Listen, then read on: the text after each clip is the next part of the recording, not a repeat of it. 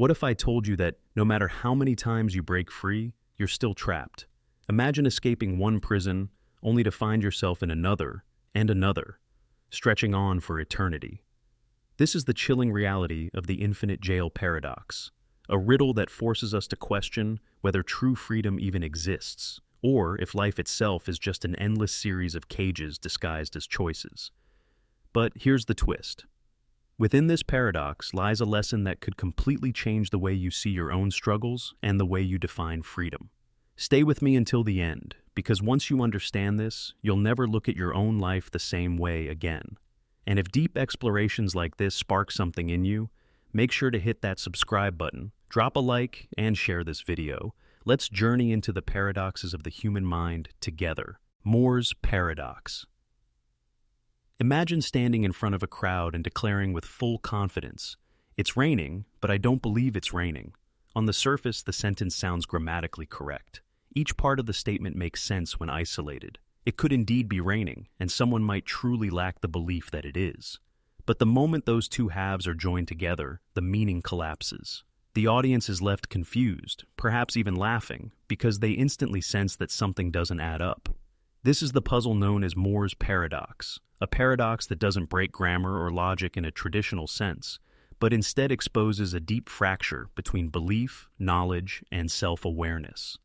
What makes Moore's Paradox so fascinating is that it points to a hidden expectation we all carry. When people speak, we assume their words align with their beliefs. If I say, "The sun is shining," you naturally assume that I believe the sun is shining. But Moore's statement disrupts that assumption. It forces us to ask, what happens when knowledge and belief are not aligned? What does it mean about the nature of truth if a person can accept something as fact, but still refuse to internalize it as belief? This paradox also reveals how fragile the connection between our inner and outer worlds can be. In daily life, people often say things they know to be true, but cannot bring themselves to believe emotionally. Take the example of denial. Someone might say, "I know the medical report says I'm sick, but I don't believe it." Or, "I know they left me, but I don't believe it." These are real-life manifestations of Moore's paradox, where the brain acknowledges reality on one level while rejecting it on another. It shows how humans are capable of living in a state of inner contradiction, a split between knowing and believing. Philosophers see this paradox not as a silly word trick, but as a window into the complexity of human thought. It highlights how belief isn't simply about knowing facts. Belief is influenced by emotion, psychology, and personal resistance. You can know the truth, you can even say it out loud, yet inside your mind, you might still resist it. This gap between acknowledgement and acceptance is what makes Moore's paradox so unsettling. It reminds us that humans are not perfectly logical beings. We are emotional, conflicted, and often trapped in self-contradictions we cannot escape.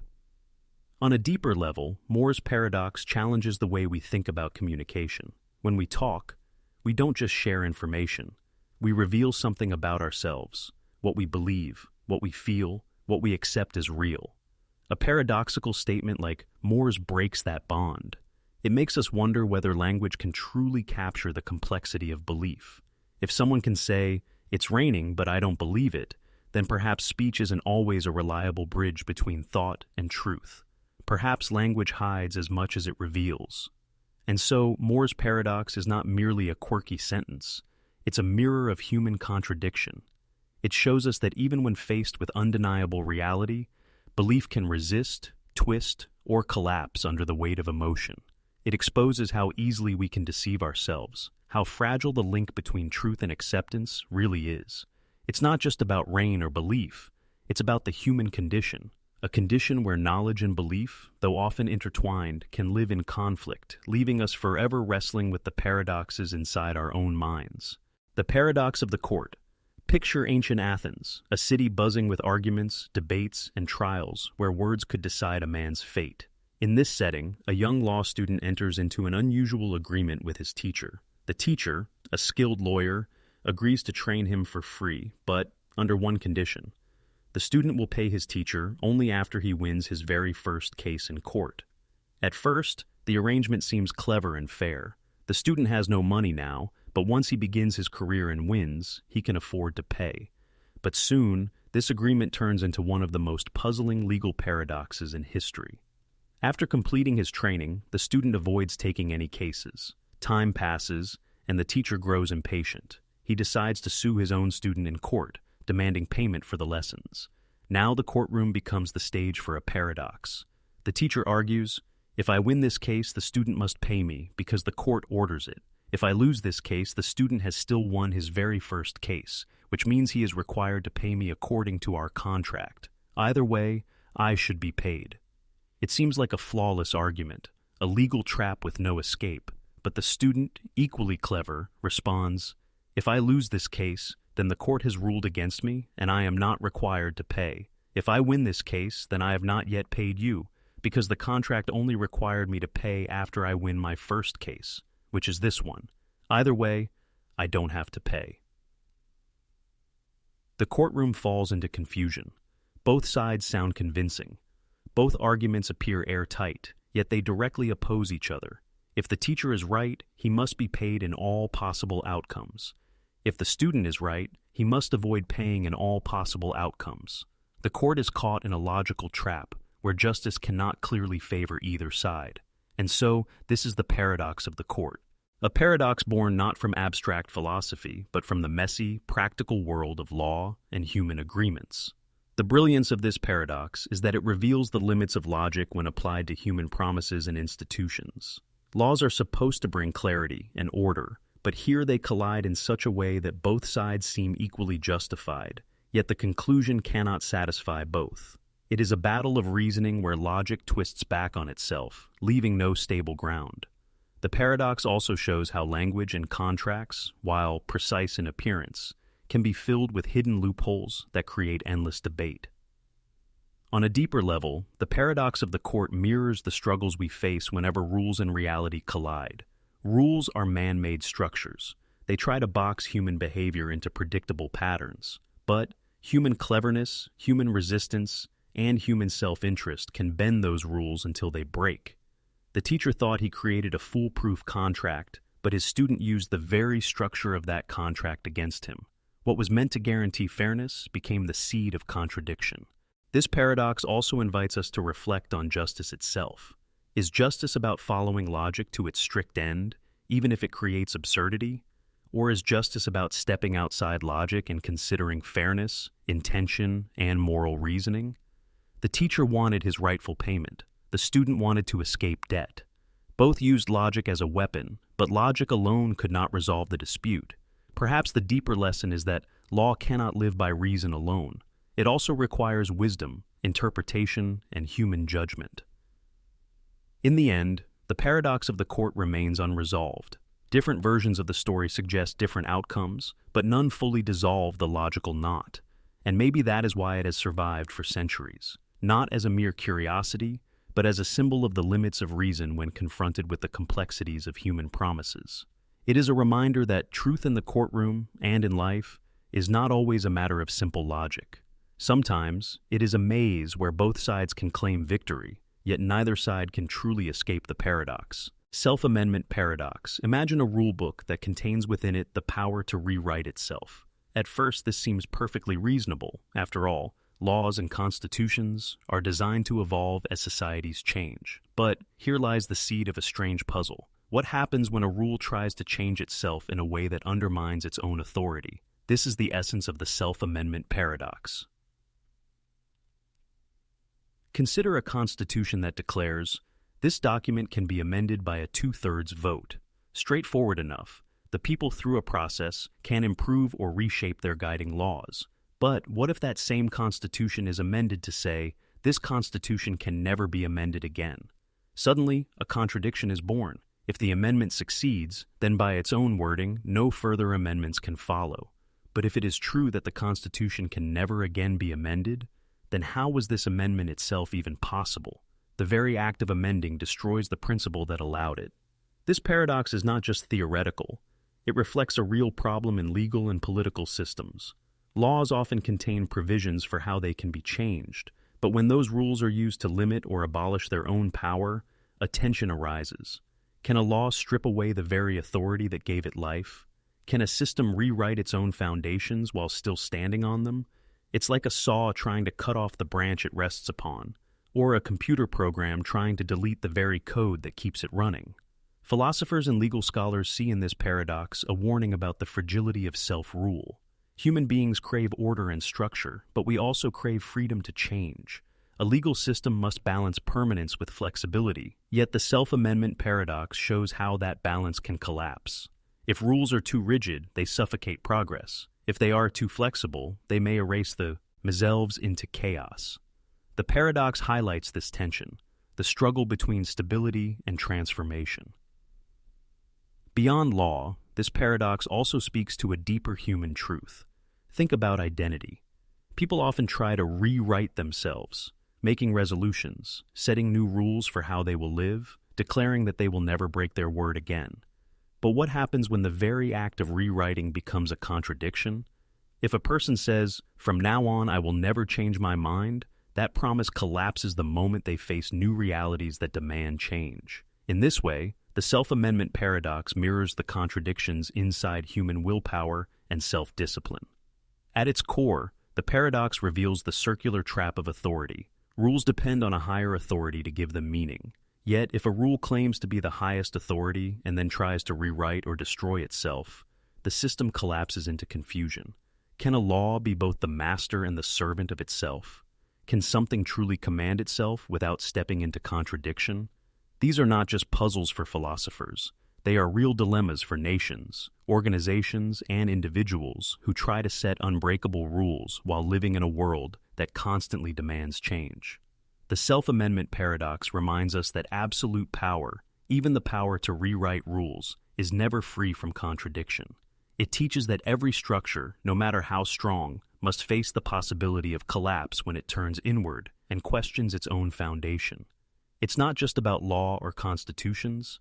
It's about the very nature of rules, authority, and the endless struggle between permanence and transformation.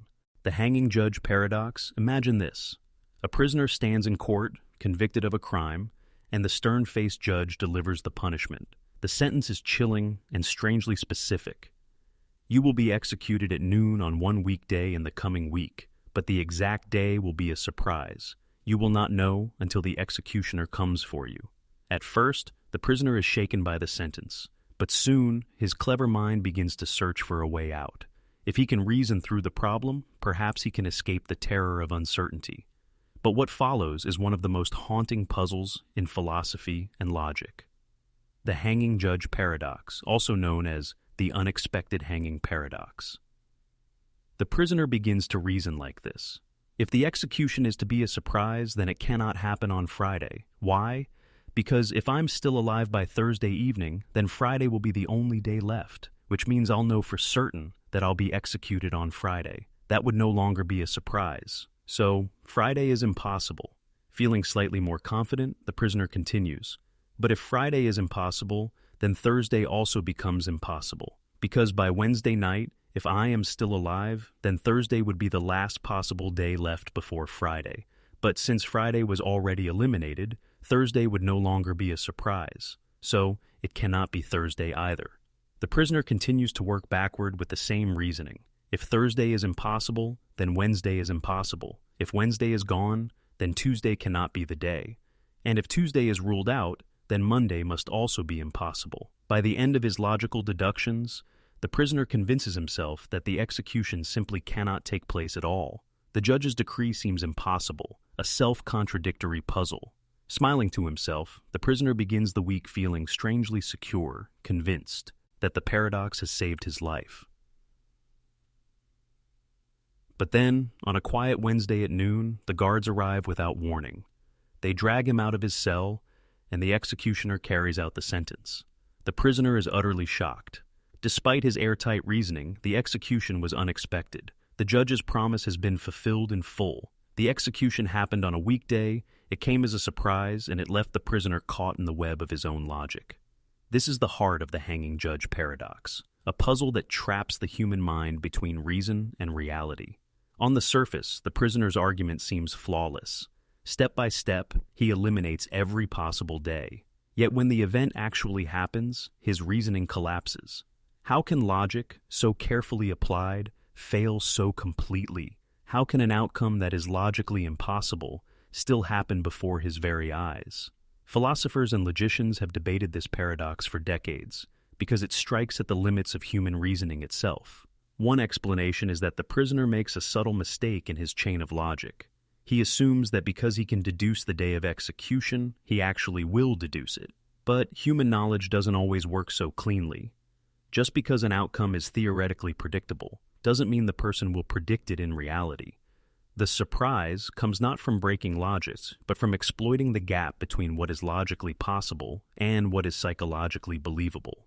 On a deeper level, this paradox explores the tension between certainty and uncertainty. Human beings crave control. We want to predict the future, to map out outcomes, to feel safe in knowing what will happen. The prisoner tried to use pure reason to eliminate the unknown, to outsmart fate. But life, like the judge's sentence, often defies perfect prediction. We can plan, calculate, and analyze, but events can still strike when we least expect them. The paradox becomes a metaphor for life itself. No matter how much we try to predict the future, surprises will always come. There is also an existential dimension to this puzzle. The prisoner represents all of us in the face of death. We know, with certainty, that death will come one day, but the exact time remains hidden. In a way, life itself is an unexpected hanging. We know the end is inevitable, yet we do not know the hour, and so every moment carries the potential of being both known and unknown, both certain and surprising. This paradox reveals the strange tension of human existence, the certainty of death paired with the uncertainty of its timing. Legal scholars have also used the hanging judge paradox to reflect on punishment, justice, and authority. What does it mean for a judge to give a sentence that is logically impossible, yet practically fulfilled? It shows that authority does not always need to obey logic. It only needs to be enforced. The paradox becomes a symbol of how authority can bend reason itself, leaving individuals powerless, even when they believe they've found a loophole. But perhaps the deepest lesson of the hanging judge paradox is humility. The prisoner's mistake was not just in logic, but in pride. He believed he could outthink fate, that cleverness alone could shield him from reality. But reality is not a puzzle that can be solved away. It arrives with its own rules, often indifferent to human reasoning. The paradox reminds us that even the sharpest mind cannot fully master the unknown. In the end, the hanging judge paradox leaves us unsettled because it blends logic with inevitability, reason with surprise. It forces us to accept that not everything can be neatly resolved by analysis. Some truths lie beyond the reach of deduction. Some outcomes will shock us no matter how carefully we plan.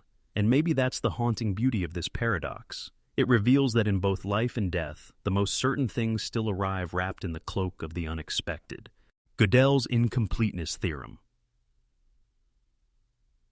Imagine a world where human beings finally achieve what philosophers and mathematicians have dreamed of for centuries: a complete, flawless system of logic, a framework of mathematics so perfect that it contains every possible truth, every possible proof, every possible equation waiting to be discovered. In this dream, there are no gaps, no mysteries left unresolved, no uncertainty. Everything is accounted for, explained, and tied up in the clean order of reason. It would be the triumph of human intellect, the final victory of logic over chaos. But in the early 20th century, one man shattered that dream forever. His name was Gödel, a quiet Austrian mathematician, and his discovery shook the very foundations of mathematics, philosophy, and even human understanding itself. Gödel's incompleteness theorem is not just a mathematical statement. It is a paradox that reaches into the heart of truth itself, telling us that no system, no matter how perfect it seems, can ever be both complete and consistent. In simple words, if a system of logic is consistent, it will always contain truths that cannot be proven within the system. And if the system tries to be complete, able to account for every truth, it risks collapsing into contradiction. Let's break this down more simply. Imagine writing the ultimate rulebook for mathematics. Every possible equation, every possible answer, every possible logical truth would be inside this book. Now, Gödel showed that no matter how thick your book is, there will always exist a statement that is true, but cannot be proven using only the rules written in that book. In other words, the rulebook will always be incomplete. And if you try to fix the incompleteness by adding more rules, new unprovable truths will emerge, forever escaping the system. Gödel achieved this by creating mathematical statements that are self-referential, sentences that essentially say, this statement cannot be proven. If the system proves it, the system contradicts itself. If the system cannot prove it, then the statement is true but unprovable. Either way, the system shows its limits. This clever self-reference is a cousin of the classic liar paradox. This sentence is false. But Gödel transformed that old trick into a rigorous mathematical proof that demolished the hope for a complete, closed system of logic. The implications are staggering. Before Gödel, great thinkers like David Hilbert believed in the dream of completeness. Hilbert famously declared, "We must know, we will know." The idea was that mathematics was a perfect language, and eventually, every truth could be reached by logical steps. But Gödel proved that there will always be truths forever out of reach, truths that no formal system can capture. Even in the purest, most precise realm of numbers, there will always be mysteries that cannot be solved from within. This paradox doesn't just live in mathematics. It echoes throughout philosophy, science, and even the human condition. It tells us that human reason has built-in limits. We can create frameworks, we can build theories, we can write down rules, but no matter how advanced our systems become, something will always slip through the cracks. There will always be truths outside our grasp, truths that demand we step beyond the system we are in. Think about what that means for life itself. We all live inside systems, belief systems, moral systems, political systems, even personal systems of thought. Gödel's theorem whispers that no system can explain everything. No worldview can capture all truth. There will always be contradictions, blind spots, or mysteries that the system cannot resolve. The moment we believe we have built a perfect worldview is the moment we are blind to the truths that lie outside it. Even in technology and artificial intelligence, Gödel's shadow looms large. If we design machines to follow strict systems of logic, there will always be problems they cannot solve, truths they cannot prove. Intelligence itself, whether human or artificial, must grapple with the incompleteness of its own framework. Gödel showed us that reality will always be larger than any system designed to contain it. But there is also something profoundly human in this paradox. Gödel's theorem reveals that certainty is an illusion. We often chase absolute answers, believing that one more rule, one more discovery, one more equation will finally bring closure. Yet, like the horizon, certainty always recedes as we approach it. There will always be another unanswerable question, another layer of truth beyond our system. For some, this is terrifying. It means we can never have total control. For others, it is liberating. It means that life, knowledge, and existence itself are infinite, always offering something new to explore. Philosophers have drawn profound lessons from Gödel's work. It has been compared to the human experience of faith, the acceptance that not all truths can be proven. It resonates with the idea that mystery is not a flaw of reality, but a fundamental feature. The theorem is not just about numbers, it is about humility, the recognition that human understanding, no matter how great, will always face boundaries. And yet, paradoxically, Gödel's incompleteness theorem itself is a kind of completion. It completes the story of logic by showing its limits. It is the ultimate proof that not everything can be proven. It closes the door on absolute certainty, while opening the door to infinite mystery. In the end, Gödel's discovery stands as one of the most beautiful and haunting paradoxes of all time. It reminds us that the search for truth is endless, that certainty is an illusion, and that even in the most rigid world of mathematics, paradox reigns. It teaches us that knowledge is not about reaching a final answer, but about accepting the journey, a journey where each answer leads to deeper questions, where the unknown will always be greater than the known. And perhaps that is the true beauty of existence, that it can never be fully contained, fully explained, or fully solved. The unexpected lottery paradox. Imagine this scenario. A town announces that it will hold a lottery. One person in the town will win, and their name will be drawn fairly at random. Everyone buys a ticket, and everyone has hope. But now, let's think about the logic of it. Suppose there are 10,000 people in this town, and each person tells themselves, "It is impossible for me to know in advance that I will win the lottery." At first glance, that seems reasonable. The odds of any one individual winning are so small that it feels safe to assume they will lose. If you look at the numbers, the chance of winning is 1 in 10,000, while the chance of losing is 9,999 out of 10,000. The conclusion seems obvious. I will not win. Now, here's where the paradox begins. If every single person in the town reasons the same way, then all 10,000 players will confidently declare, I will not win the lottery. And logically, they are almost certainly right. For 9,999 people, that statement will indeed be true. But there is a problem, because the lottery is guaranteed to produce a winner. One person will wake up the next day and find out that their assumption, which felt so certain, was completely wrong. And so, we have a paradox. Every individual has strong logical grounds to believe they will lose, but when everyone reasons this way, the collective outcome guarantees that at least one person's reasoning must be false. This is the unexpected lottery paradox, a puzzle that forces us to confront the tension between probability, knowledge, and belief. On an individual level, it seems rational to expect to lose. But collectively, that reasoning cannot be right for everyone. The paradox arises because probability does not translate neatly into certainty. The overwhelming odds of losing give each person the psychological feeling of inevitability, yet the rules of the lottery guarantee that someone's belief will be shattered. What makes this paradox even more unsettling is how familiar it feels in daily life. Think about applying for a job where thousands of people submit their applications. Each applicant might tell themselves, there's no chance they'll pick me, the odds are too small. And for almost everyone, this will turn out to be true. But for one person, against all expectations, the call comes.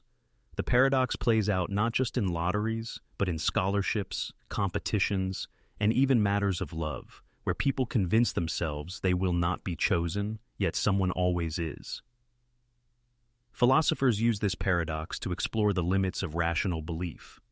If it is rational for each person to believe they will lose, how can it also be rational to know that at least one of them must win? This seems to force a contradiction between individual reasoning and collective certainty. Some argue that the paradox reveals a flaw in the way we think about rational expectations. Just because something is highly improbable does not mean it should be treated as impossible. The paradox warns us against confusing probability with certainty. The unexpected lottery paradox also highlights the strange role of perspective in reasoning. From the outside, as an observer, you can say, yes, one person will win, that's guaranteed. But from the inside, as a ticket holder, you feel the overwhelming weight of probability telling you, it won't be me. This clash between the external perspective, the certainty of a winner, and the internal perspective, the improbability of being the winner, is what gives the paradox its power. It reminds us that reasoning depends not just on facts, but on the viewpoint from which those facts are considered. Beyond probability, this paradox invites us to reflect on the nature of hope. Hope often survives where logic tells us it shouldn't. In the lottery, people still play, even when the odds are crushingly against them. They live inside the paradox, knowing rationally that they will almost certainly lose, but holding on to the possibility that they could be the one. This tension between reason and hope, between probability and possibility, defines much of the human experience.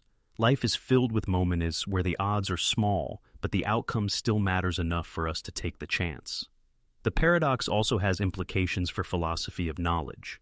If I believe I will lose and then I win, does that mean I was irrational in my belief? Or was I rational given the odds, even though I turned out to be wrong?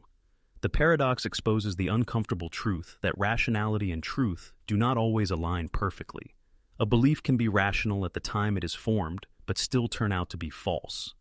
This gap between rational expectation and actual outcome is at the heart of the lottery paradox.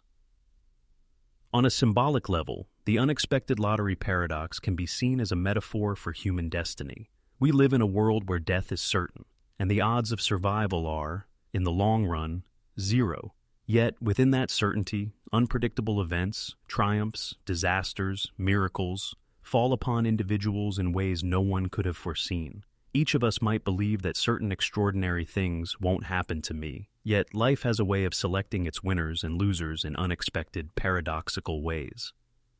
In the end, the unexpected lottery paradox teaches a simple but profound lesson. Probability is not the same as destiny. Just because the odds are stacked against you does not mean the outcome is already decided. Rational belief may tell you that you are destined to lose, but reality has the power to surprise. The paradox leaves us with a haunting realization. Logic can guide us, but it cannot protect us from the shock of being wrong. And sometimes being wrong is the very thing that changes everything. The problem of the criterion, at the heart of human knowledge, lies a question so simple that most people never even stop to ask it. How do we know what we know? From the time we are children, we learn facts, rules, and truths. We are told that the Earth orbits the sun, that water boils at 100 degrees Celsius, that honesty is good and cruelty is wrong. But beneath all these layers of learning lurks a deeper question. How do we decide what counts as knowledge in the first place? What is the standard, the criterion, by which we judge truth from falsehood? This is the puzzle known as the problem of the criterion, and it has haunted philosophers for centuries. At first glance, the problem seems almost trivial. Of course, we know things. We know the sun rises, we know we feel pain, we know 2 + 2 = 4. But if someone presses us further and asks, how do you know that you know? Things become more complicated. To answer, you might say, because I have a method, a criterion. I use reason, or I use observation, or I use evidence. That sounds convincing, until the next question is asked. But how do you know that your criterion is reliable? What proves that your method of knowing is valid? Here the paradox emerges. In order to identify true knowledge, you need a reliable criterion. But in order to know that your criterion is reliable, you already need to know what counts as true knowledge. It's a circle with no clear starting point. If you begin with knowledge, you need a criterion to justify it. If you begin with a criterion, you need knowledge to prove that the criterion works. Either way, you're trapped in a loop. This paradox was first outlined clearly by the philosopher Sextus Empiricus in ancient skepticism, and it continues to challenge thinkers to this day. It essentially asks, where do we begin the search for certainty?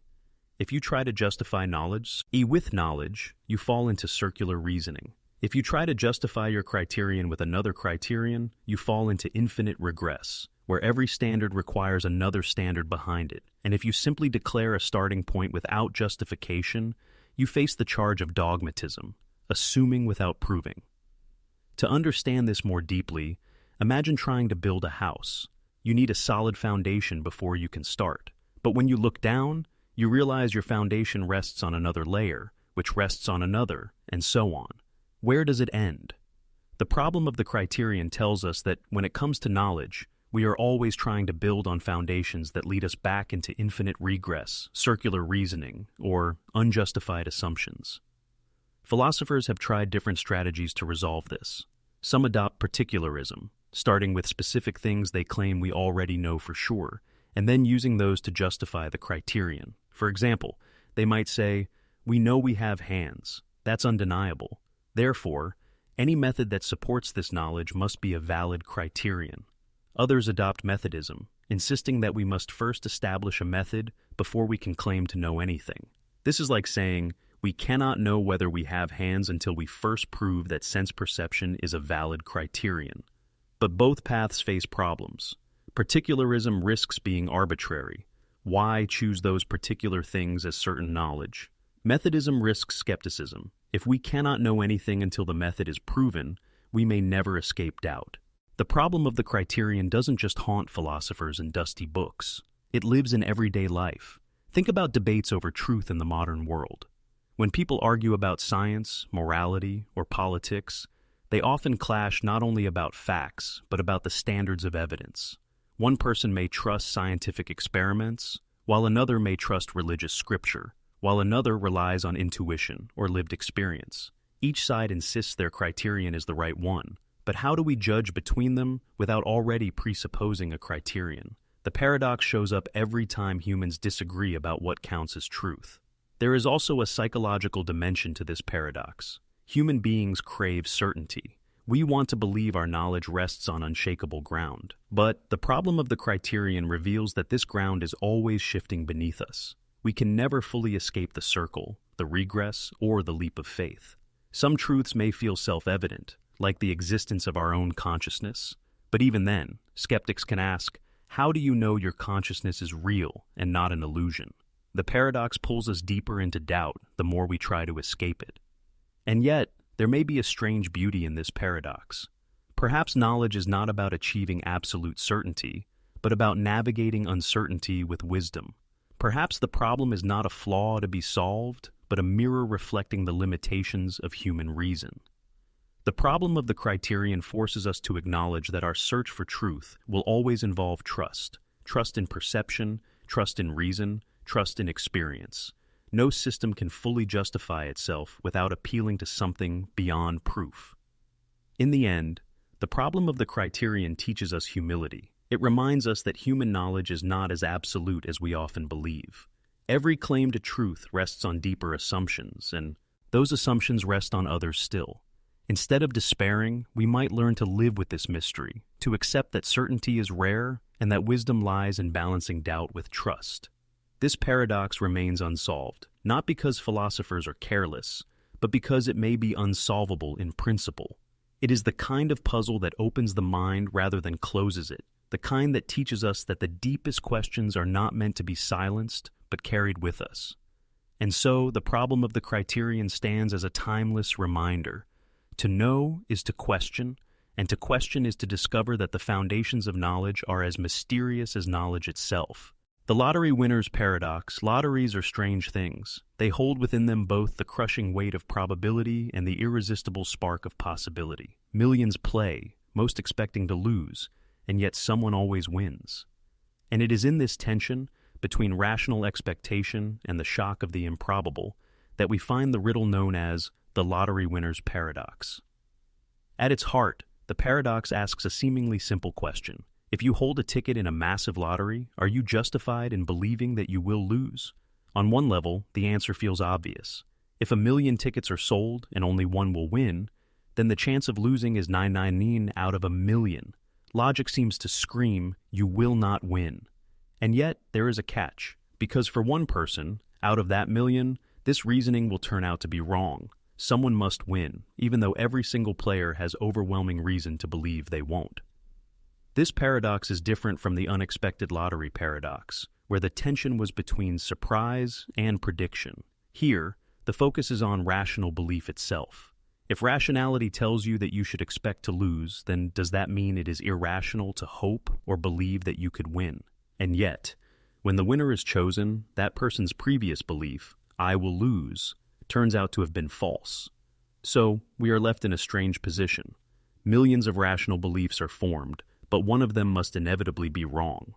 The lottery winner's paradox reveals something unsettling about rationality. Normally, we expect that if a belief is rational, it should also be true, or at least highly reliable. But this paradox shows that rational belief and truth can come apart. It is rational for everyone to believe they will lose, but it cannot be true for everyone. One person will always be an exception. This gap between rationality and truth challenges our confidence in reason. It suggests that rational thought does not always guarantee accuracy. Sometimes, it can lead us collectively into error. Think of the psychology of the players. Each ticket holder looks at the odds and says, "Not me, I won't win." They may even mock those who dream of victory. And yet, when the winning numbers are drawn, someone, perhaps someone equally skeptical, discovers they have been chosen. For that one person, their belief was both rational and completely wrong. The paradox reveals the limits of probability in shaping personal expectation. Even when the odds are heavily stacked, improbable events still happen, and they matter. Philosophers use this paradox to explore the nature of justification. What does it mean to be justified in believing something? If I say, I believe I will lose, I seem justified because the odds are overwhelming. But if I turn out to win, was I still justified in holding that belief? Some argue that justification depends only on the information available at the time, not on the eventual outcome. Others argue that if rational belief routinely produces false conclusions in situations like this, then perhaps our model of rationality is flawed. This puzzle also stretches into real life beyond lotteries. Think of job applications, scholarships, or artistic competitions. Thousands apply, and each person may reasonably think, there's no way they'll pick me. For most, this will be true, but someone, somewhere, will receive the letter of acceptance or the phone call of congratulations. The paradox reminds us that improbable outcomes, while unlikely for any one individual, are inevitable for someone. And the fact that they are inevitable complicates the logic of belief. The lottery winner's paradox also challenges our relationship with hope. If logic tells us to expect failure, is hope irrational? The paradox suggests that hope exists precisely because rationality has limits. Logic can say, you won't win, but reality insists that someone will. Hope lives in that space where probability bends to possibility, where logic cannot cancel out the chance of being the exception. It is why people continue to play lotteries despite the odds, because rational disbelief cannot erase the truth that someone, someday, will defy the numbers. On a deeper level, the paradox can be seen as a metaphor for the human condition. Life itself often feels like a lottery.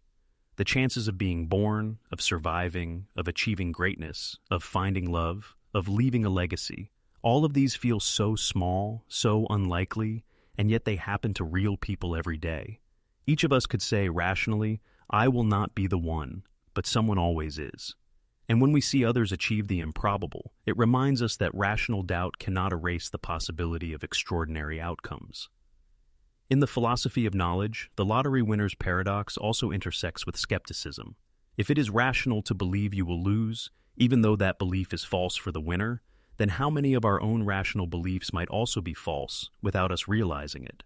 Could it be that much of what we rationally expect in life will be overturned by surprising realities?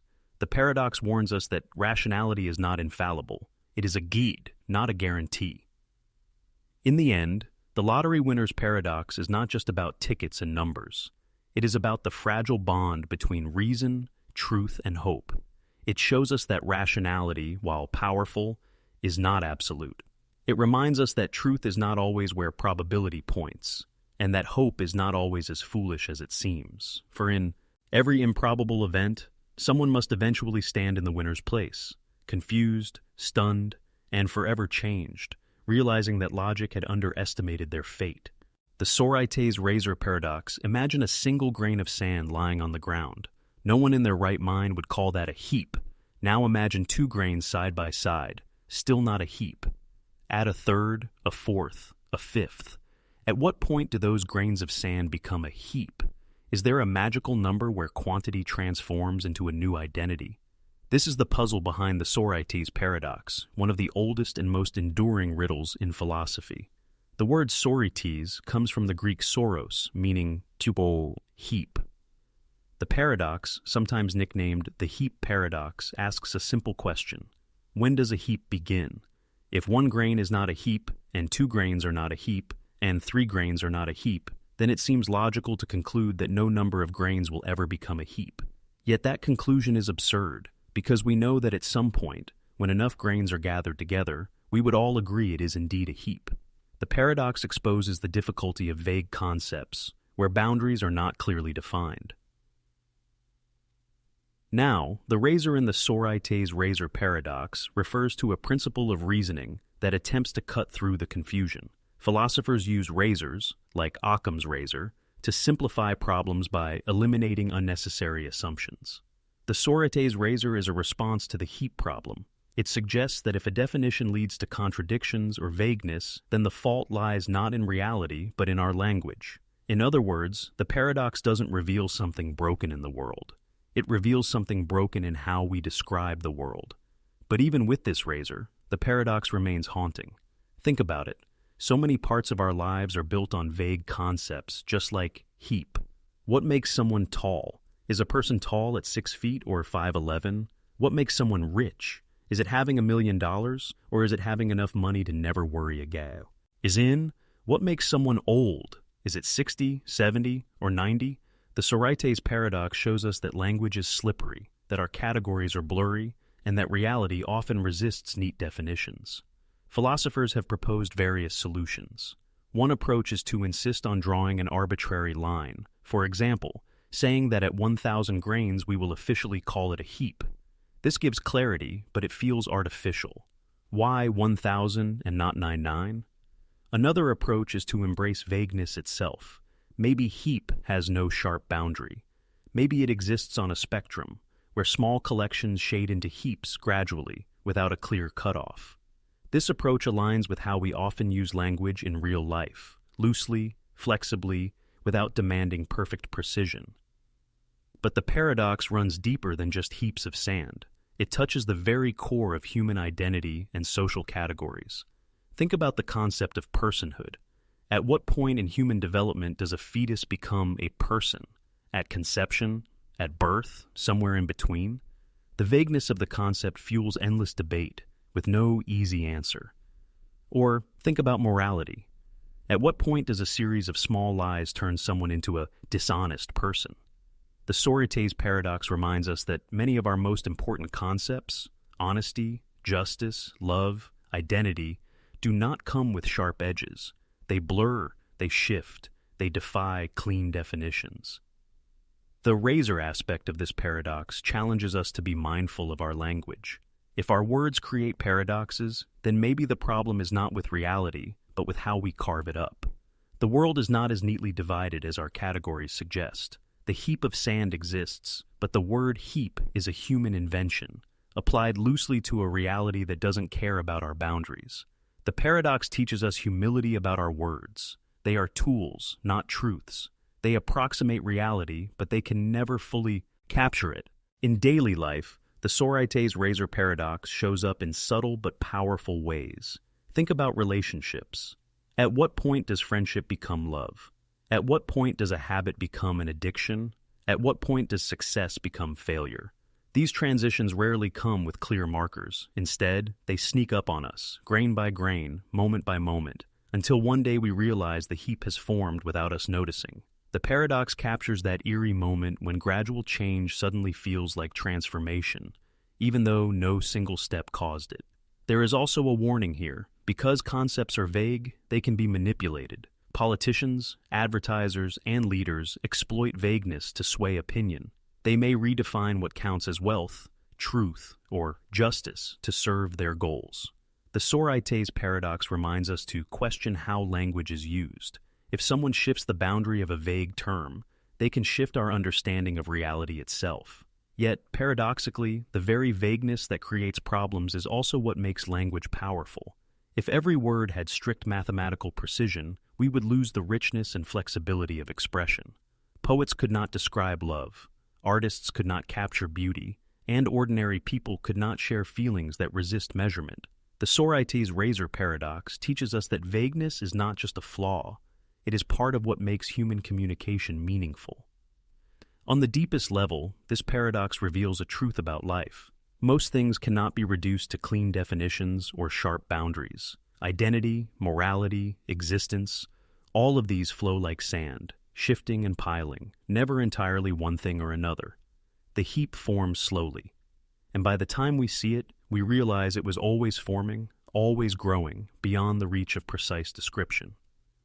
In the end, the Sorites razor paradox is more than a puzzle about sand.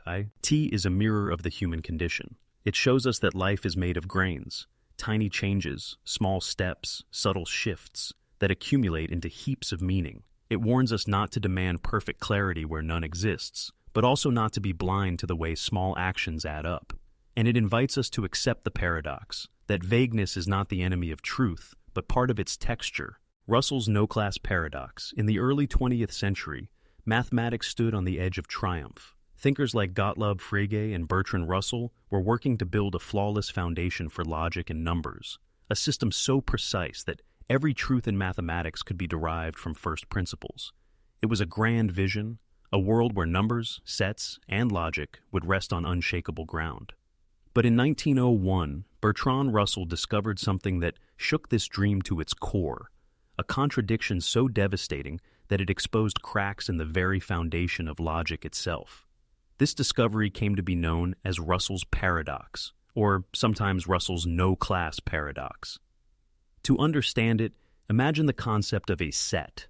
A set is simply a collection of objects, like a basket holding apples, or a list of numbers. Some sets are simple, the set of all books on your desk, or the set of all even numbers. Other sets are more abstract, the set of all possible ideas, the set of all truths. For a time, mathematicians thought sets were straightforward and that they could be the basic building blocks of logic. Now, here's where Russell's insight struck. Consider the set of all sets that do not contain themselves. Sounds strange, right? But it makes sense if you think carefully. Most sets are not members of themselves. For example, the set of all cats is not itself a cat. So, it belongs in the category of sets that do not contain themselves. But some sets do contain themselves. The set of all abstract concepts, for example, might include itself, because the set of all abstract concepts is itself an abstract concept. So now we arrive at Russell's shocking question.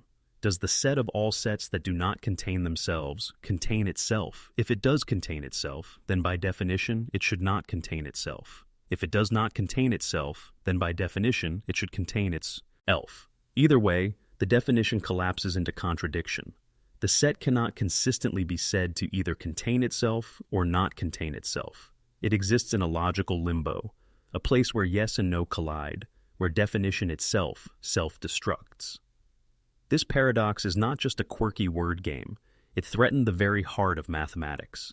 At the time, Frege was about to publish his monumental work, Grundgesetze der Arithmetik, the basic laws of arithmetic, which aimed to derive all of mathematics from logic and set theory. But Russell's discovery, communicated in a famous letter, shattered the project. Frege himself admitted, with heartbreak, that Russell's paradox had destroyed the foundation of his life's work. It was as if the floor beneath mathematics had given way, leaving everything suspended in doubt.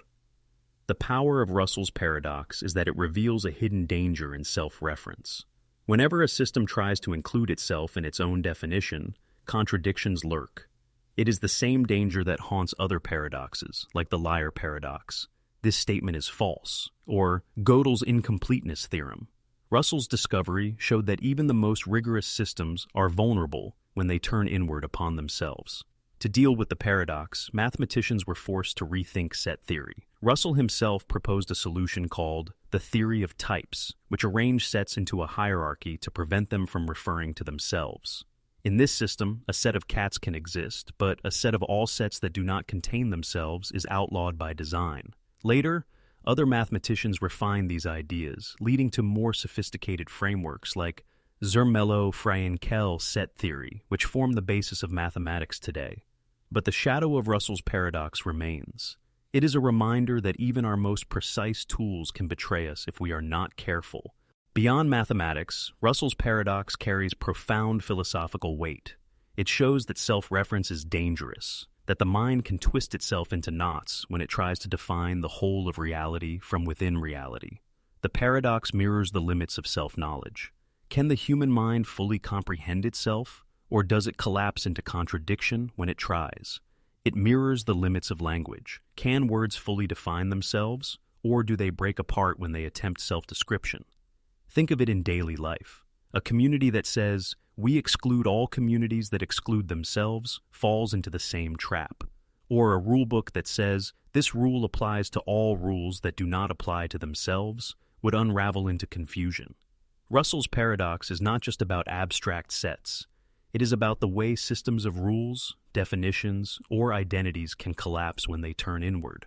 There is also something hauntingly human in this paradox. We often define ourselves in opposition to what we are not. A person might say, "I am not like those people," but in doing so, they create a definition that may circle back upon them. Self-definition can become a trap, just like the set of all sets that do not contain themselves. Identity, like logic, is fragile when it relies too heavily on negation. The no-class paradox, as it is sometimes called, earned its name because it suggests that there is no single class of all classes, no universal container that can hold everything, including itself. Reality is too vast, too slippery, to be fully captured in one neat definition. There will always be exceptions, contradictions, or paradoxes that break the system. In the end, Russell's paradox stands as one of the great humbling moments in intellectual history. It shattered the illusion of perfect foundations. It forced mathematicians to rebuild with greater caution, and it reminded philosophers that self-reference is a dangerous territory. Its legacy is not just technical, but existential, a reminder that no system, however brilliant, is immune to collapse when it tries to define everything, including itself. The paradox teaches us that even in the most rigorous domains of thought, mystery survives. There will always be cracks in our logic, gaps in our systems, truths that escape definition. Russell's discovery is not a defeat but an invitation to think more carefully, to respect the limits of systems, and to embrace the paradoxes that lie at the edge of human understanding. Epimenides Paradox. More than 2,000 years ago, a man named Epimenides from Crete uttered a sentence that has echoed through philosophy ever since. All Cretans are liars. At first, it seems like just another sweeping generalization, but hidden within it is a paradox that continues to haunt logic, language, and truth itself. Because if Epimenides, a Cretan, is telling the truth, then he must also be lying. And if he is lying, then perhaps he is telling the truth. The statement folds in on itself, a serpent eating its own tail. This is the Epimenides Paradox, also known more broadly as the liar paradox. Let's unpack it slowly. Suppose we take Epimenides' claim at face value. All Cretans are liars. If this statement is true, then as a Cretan himself, Epimenides must also be a liar. But if he is a liar, then his statement cannot be true. On the other hand, if his statement is false, if not all Cretans are liars, then he might be telling the truth after all. The sentence spins in a loop, refusing to settle into either truth or falsehood. It cannot be consistently classified as either, and that is what makes it a paradox. This paradox may seem like a simple trick of words, but its implications reach far deeper. It exposes a problem at the heart of self-reference. What happens when a statement talks about itself, directly or indirectly? In the case of Epimenides, the statement indirectly loops back on itself because the speaker belongs to the group he is describing. Later versions of the paradox made the loop explicit, such as the classic sentence, "This statement is false." If the sentence is true, then it must be false. If it is false, then it must be true. Either way, contradiction explodes. The liar paradox fascinated ancient thinkers and has continued to puzzle philosophers, logicians, and mathematicians through the centuries. In fact, it became one of the foundations for the modern study of semantics and truth. How can language, our most trusted tool for communication, betray us so completely? If a single sentence can undo itself, what does that mean about the reliability of truth in general? Some philosophers tried to resolve the paradox by dismissing it as meaningless. They argued that a sentence like, "This statement is false," is not a proper statement at all, since it violates the basic rules of meaningful speech. But others saw the paradox not as a mistake, but as a window into something profound, the limits of language and the fragility of truth. Fast forward to the 20th century, and the paradox reappears in the work of logicians like Alfred Tarski, who struggled to create a formal definition of truth that could avoid self-contradiction. Tarski's solution was to separate language into different levels: an object language, which talks about things, and a meta-language, which talks about the truth of statements in the object language. In this framework, the liar paradox is avoided because no statement can refer to its own truth within the same level. Yet even this solution feels like a workaround, an artificial wall built to contain a problem that still presses against the edges of logic. The paradox also found new life in Kurt Gödel's Incompleteness theorem, which used a form of self-reference to prove that no mathematical system can be both complete and consistent. Gödel's proof was, in a sense, a mathematical descendant of Epimenides' declaration, a demonstration that self-reference, no matter how carefully controlled, can create statements that cannot be neatly resolved into truth or falsity. But the Epimenides paradox is not confined to logic textbooks. It lives in our daily lives, whenever words circle back on themselves in contradictions. Think about someone who says, "I am always lying." If they are telling the truth, then they must be lying, but if they are lying, then they must be telling the truth. Or imagine a person who says, "I never tell the truth." These everyday echoes of the paradox reveal how easily self-reference can entangle us in logical knots. On a deeper level, the paradox reveals something haunting about the human condition. Truth is not as solid as we often imagine. Our language, our logic, even our self-understanding are vulnerable to collapse when we turn them inward. The liar paradox suggests that truth and falsehood may not be absolute opposites, but tangled together in ways we cannot fully separate. It shows that there are limits to clarity, that some statements resist being pinned down. This has profound implications for philosophy, theology, and even politics. If truth can fold back on itself, then perhaps certainty is an illusion. Perhaps there are truths we cannot hold without contradiction. Some thinkers even see the liar paradox as a symbol of the infinite. The idea that when the finite mind tries to fully contain truth, it collapses into paradox.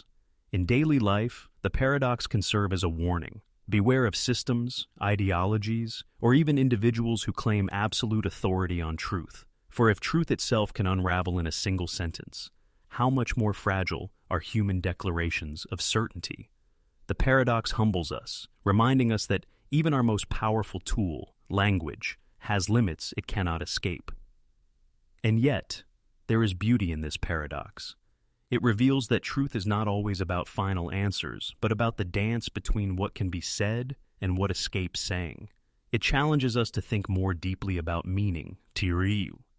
Question our assumptions, to recognize that contradiction itself may be part of the structure of reality. The Epimenides Paradox endures because it is not just a puzzle to be solved, but a mirror reflecting the complexity of truth. It forces us to ask whether truth is something we can ever fully capture, or whether it will always slip between our fingers, hiding in the loops and folds of language.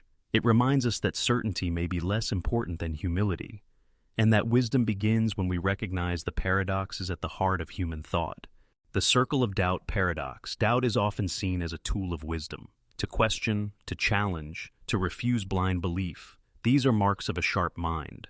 But what happens when doubt itself becomes the object of doubt? What happens when skepticism, the very tool we use to seek truth, starts to question its own legitimacy? This is the heart of the circle of doubt paradox, a trap where skepticism turns inward and devours itself, leaving us suspended in uncertainty. Imagine someone who doubts everything. They question religion, politics, science, morality. Nothing is taken for granted. For every answer they ask, but how do you know? This relentless questioning seems like the purest form of intellectual honesty. Yet sooner or later, the skeptic is forced to face the same question applied to their own skepticism. But how do you know that doubting is the right approach? If everything must be questioned, then doubt itself must also be questioned. And if doubt collapses under its own weight, what are we left with?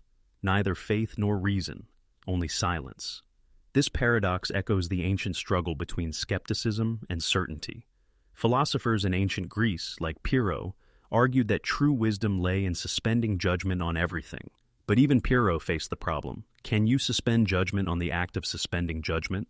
If you doubt even the principle of doubt, you find yourself spinning in a circle with no way out. That is why it is called the circle of doubt. Skepticism turns back on itself, and instead of leading to clarity, it leads to paralysis. Let's put it in simpler terms. Imagine standing at the edge of a vast forest. Doubt is like a torch you carry to explore the darkness. It lights your way, revealing hidden dangers and exposing illusions. But what if your torch begins to shine on itself? What if it begins to burn the very hand that holds it? Suddenly, the tool that once gave you guidance becomes a source of confusion. Doubt, turned inward, destroys its own foundation. This paradox is not just philosophical. It appears in everyday life. Think of someone who refuses to trust anyone. They doubt every word spoken to them, every promise, every act of kindness. At first, this skepticism might protect them from being deceived, but over time, their suspicion grows so strong that they begin to doubt even their own doubts. Maybe I am wrong to mistrust, but how can I trust that thought? Can I trust myself to judge trust? They spiral inward until they cannot trust anything. Not others, not themselves, not even their own skepticism. In the world of science, the circle of doubt emerges in debates about the scientific method. Science is built on doubt, on testing, questioning, and never accepting claims without evidence. But what about the method itself? Can we prove, using science, that science itself is the right path to knowledge? If science requires evidence, what is the evidence for evidence? If logic requires justification, what justifies logic? Once again, we find ourselves in the circle, where doubt undermines the very ground on which it stands. Religious thinkers have also wrestled with this paradox. Doubt has always been part of faith. The struggle between belief and disbelief is what gives faith its depth. But when doubt consumes itself, faith becomes impossible. If I doubt my doubt, am I still doubting, or am I believing? The circle of doubt shows how fragile belief systems are, not just because they face external challenges, but because doubt within them can spiral endlessly inward, dissolving all certainty. At its core, the circle of doubt paradox asks us, can we ever have a foundation that is beyond doubt? Or is every foundation vulnerable to skepticism? If we doubt too little, we risk blind dogmatism, clinging to ideas without question. If we doubt too much, we risk endless skepticism, where even the act of doubting cannot justify itself. The paradox teaches us that both extremes are dangerous. Certainty without question leads to arrogance, while doubt without trust leads to despair. One way philosophers have tried to escape the circle is by proposing basic beliefs, truths so fundamental that they do not require proof. For example, the belief that our senses are generally reliable, or that reason itself is trustworthy. These beliefs cannot be doubted without collapsing into absurdity. If you doubt reason itself, you must use reason to express that doubt, thereby contradicting yourself. In this way, basic beliefs act as anchors to stop the circle from spinning endlessly. But even this solution feels fragile, because the skeptic can always ask, why should I accept these beliefs as basic? And so the circle waits, ready to pull us back in. The circle of doubt paradox is more than a puzzle. It is a mirror of the human condition. We are creatures of uncertainty, seeking truth in a world where every answer can be questioned. Our minds crave stability, yet our reason pushes us toward endless inquiry. The paradox teaches us that absolute certainty may be unattainable, and absolute doubt may be unlivable. What remains is a fragile balance, enough doubt to keep us humble, enough trust to keep us moving. In daily life, this balance is vital. Too much doubt can ruin relationships, destroy confidence, and paralyze decision-making. Too little doubt can make us gullible, trapped by lies and illusions. The circle of doubt reminds us that wisdom is not found at either extreme, but in the ability to live within uncertainty, to accept that some questions may never be fully answered, yet still choose to act, to believe, to live. In the end, the circle of doubt paradox is both unsettling and liberating. It unsettles us because it shows that doubt, our greatest tool of reason, is never beyond suspicion. It liberates us because it teaches that seeking absolute certainty is a trap. Life is not about escaping doubt, but about navigating it. To live is to stand in the circle, not paralyzed, not destroyed, but aware that doubt and belief, skepticism and trust must coexist in the endless dance of human thought. The Nihilist's paradox. Nihilism is often described as the philosophy of nothingness, the belief that life has no meaning, that values are illusions, and that truth is empty. It is a view both terrifying and strangely liberating. But buried within nihilism is a contradiction so sharp that it collapses upon itself. This contradiction is known as the Nihilist's Paradox. At its core, it asks a simple but devastating question. If nothing is true, is that statement itself true? Imagine someone declaring with absolute certainty, there is no truth. The words carry a heavy weight, rejecting every belief, every system, every claim to meaning. But immediately, a problem emerges. If the statement, there is no truth, is itself true, then it must be false, because it has already established at least one truth, that there is no truth. And if the statement is false, then the opposite must be true. There is at least some truth.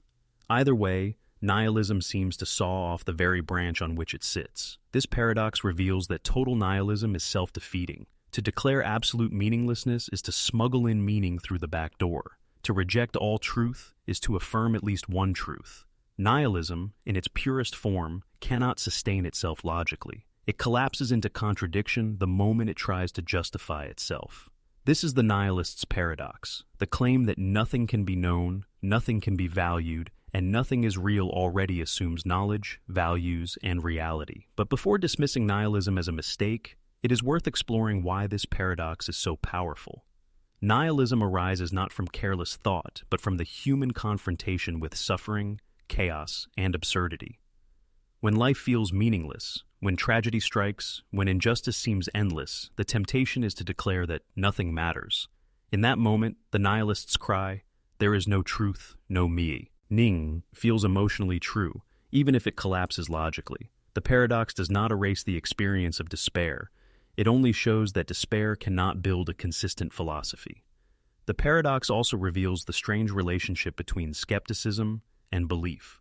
Skepticism asks us to question everything, but nihilism takes skepticism to its extreme conclusion, the rejection of all answers. Yet, as the paradox shows, rejecting all answers is itself an answer.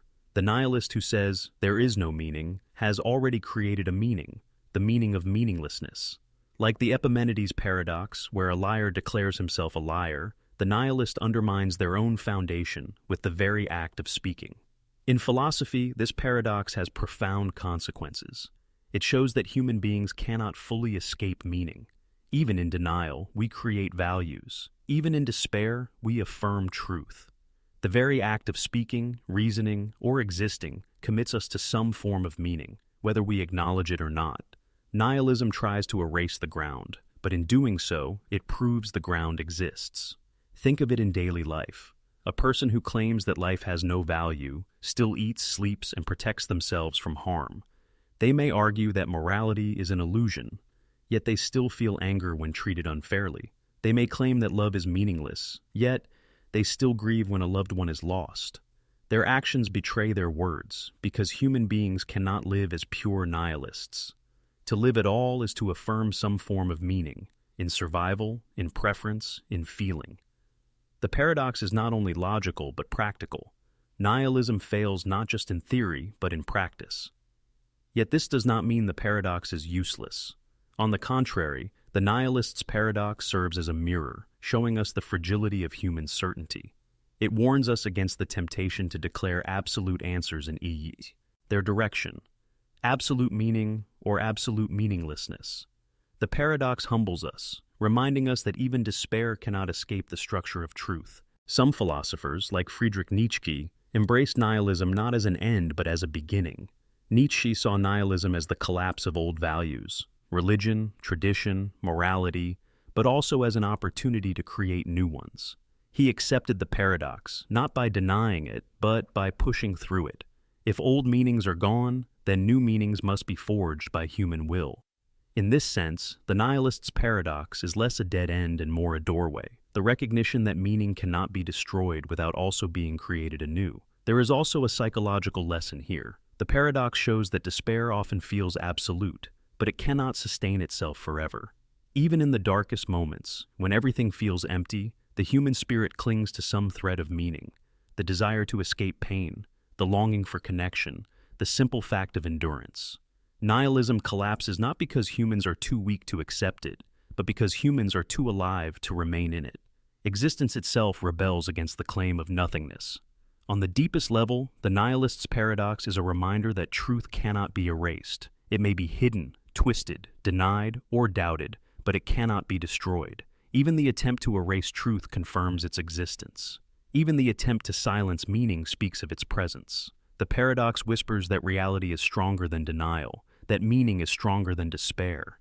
In the end, the nihilist's paradox is both unsettling and hopeful. It unsettles because it shows that nihilism, which seems so final, is logically impossible. It is like a shadow that tries to swallow the light, only to reveal the light by its own outline. And it is hopeful because it proves that truth and meaning, however fragile they may feel, cannot be completely erased.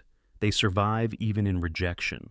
They live even in denial. They shine even in the dark. The paradox of the stone. There is an ancient question, whispered in philosophy and theology for centuries, one that strikes at the very heart of power, especially divine power. It goes like this: can an all-powerful being create a stone so heavy that even they cannot lift it? At first, it sounds like a clever riddle meant to frustrate religious believers, but behind it lies one of the most profound puzzles in the philosophy of omnipotence. This is the paradox of the stone. Let's carefully unpack the riddle. Suppose the answer is yes, an all-powerful being can create such a stone. Then immediately the problem emerges. If the being cannot lift the stone, then they are no longer all-powerful, because there is at least one thing they cannot do. On the other hand, suppose the answer is no, the being cannot create such a stone. In that case, there is again something they cannot do. They cannot create the stone. Either way, omnipotence seems to destroy itself. The being loses power whether the answer is yes or no. This paradox has been debated for centuries in theology because it challenges the very definition of omnipotence. What does it mean to be all-powerful? If it means the ability to do absolutely anything, then the paradox exposes a contradiction. The definition itself leads to an impossible demand. But if omnipotence is defined more carefully, as the power to do all things that are logically possible, then the paradox can be answered by saying that creating such a stone is not a meaningful task at all. It is like asking whether an all-powerful being can make a square circle or a married bachelor. These are not real things. They are contradictions disguised as requests. Under this interpretation, the paradox dissolves. Omnipotence means power over all realities, not power over contradictions. But the paradox is not just a theological trick. It opens up a much deeper question. What are the limits of power, and what does it mean for power to be absolute? Even in human life, we wrestle with this. Imagine a leader who claims to have absolute control. The moment they try to prove it by creating rules they cannot enforce, their claim collapses. Or imagine an artist who says they can create anything. The moment they try to create something they cannot create, the claim becomes nonsense. The paradox of the stone shows us that absolute power may be an illusion, because power defined without limits will always twist back into contradiction. On a symbolic level, the stone represents the weight of impossibility. For humans, it might be the challenge of creating problems we cannot solve. We often do this without realizing it. We build systems so complex that even we cannot fully understand them. We create technologies that surpass our control. We invent political structures that trap us in rules we cannot escape. In these cases, we become like the being of the paradox, creators of stones we cannot lift. The paradox becomes a mirror of human ambition, the desire to prove strength by pushing into impossibility, only to be crushed by our own creation. The paradox also raises profound questions about logic itself. Is omnipotence bound by logic? If so, then logic stands above power, limiting what even the most powerful being can do. But if omnipotence can break logic, then we lose all ability to reason about it. If a being can make contradictions true, then anything and everything could be possible, and reason itself would collapse. This tension between power and logic lies at the heart of the paradox. Some theologians, like Thomas Aquinas, argued that omnipotence does not include the power to do the logically impossible. For Aquinas, God's power was infinite, but it was not nonsensical. To ask God to create a stone so heavy he cannot lift it is not a true request but a misuse of language. It is like asking whether God can cease to be God, a contradiction in terms. Others, however, argue that this explanation sidesteps the paradox rather than solving it. If omnipotence must bow to logic, then is it truly omnipotence? Or is it simply the greatest possible power within a framework that still limits it? The paradox also has a psychological dimension. Human beings often long for power, for control over their lives, their circumstances, their destinies. But the paradox of the stone reminds us that unlimited power is not only impossible, it may also be meaningless. Power without limits collapses into nonsense. True strength lies not in the ability to do the impossible, but in the wisdom to know what is possible and what is not. On a more existential level, the paradox reflects the struggle between freedom and limitation. We often dream of being limitless, of overcoming every obstacle, of having the power to do anything. But in reality, it is limitation that gives meaning to power. The athlete's strength means nothing without the weight to lift. The musician's talent means nothing without the constraints of rhythm and harmony. Even divine power, if it exists, may require limits to be meaningful. The paradox of the stone teaches us that boundaries are not always weaknesses. They are part of what gives shape and purpose to power. In the end, the paradox of the stone is less about disproving omnipotence and more about challenging us to think carefully about what power means. It reveals that words like all-powerful can hide contradictions, if not defined clearly. It forces us to recognize that some questions, while grammatically correct, are logically meaningless. and it invites us to reflect on our own relationship with power, reminding us that true strength is not found in chasing contradictions, but in embracing the meaningful limits that give our lives shape. The paradox endures because it is not just about theology or logic, it is about the human imagination. It challenges us to stretch our minds to the edge of possibility, only to find that the edge bends back on itself. It shows us that power, no matter how vast, cannot escape paradox. And perhaps that is the most powerful lesson of all, that even omnipotence must bow to the mysterious laws of truth, logic, and meaning. The drinker paradox: imagine walking into a crowded bar. The air is heavy with laughter, the clinking of glasses, and the hum of voices. Somewhere in that bar, among the dozens of drinkers, one person is raising a glass of beer or wine to their lips. Now consider this surprising claim. There is someone in this bar such that if they are drinking, then everyone in this bar is drinking. At first, it sounds absurd, almost like a trick. How could one person's drinking determine whether everyone else is drinking? And yet, through the strange precision of logic, this statement turns out to be unshakably true. This is the puzzle known as the drinker paradox. To see why it works, let's break it down. Imagine two possible cases. Case 1. Suppose everyone in the bar is already drinking. In that case, the paradox is obviously true. Pick anyone, and if they are drinking, then indeed everyone is drinking. Case 2. Suppose not everyone in the bar is drinking. Let's say there is at least one person who isn't drinking. Now, focus on that person. For them, the statement, if they are drinking, then everyone is drinking, is automatically true. Why? Because in logic, an if-then statement is considered true whenever the condition, the if part, is false. Since this person is not drinking, the if part is false, which makes the whole statement true by definition. So, in either case, whether everyone is drinking or not everyone is drinking, the paradoxical statement holds. Somewhere in the bar, there must always exist a person, such that if they are drinking, everyone is drinking. This paradox is often used to teach the difference between ordinary language and formal logic. In everyday conversation, if-then carries a strong sense of causation. If one thing happens, it causes another thing to happen. But in formal logic, if-then is much stricter and stranger. It doesn't necessarily imply causation. Instead, it means that whenever the first condition is true, the second must also be true. If the first condition is false, the statement is automatically true, no matter what. This technical rule of logic, called material implication, is what makes the drinker paradox work. At first glance, this seems like a trick of definitions, an abstract curiosity. But the drinker paradox exposes something profound about how language and logic differ. Everyday speech is filled with assumptions, hidden meanings, and context.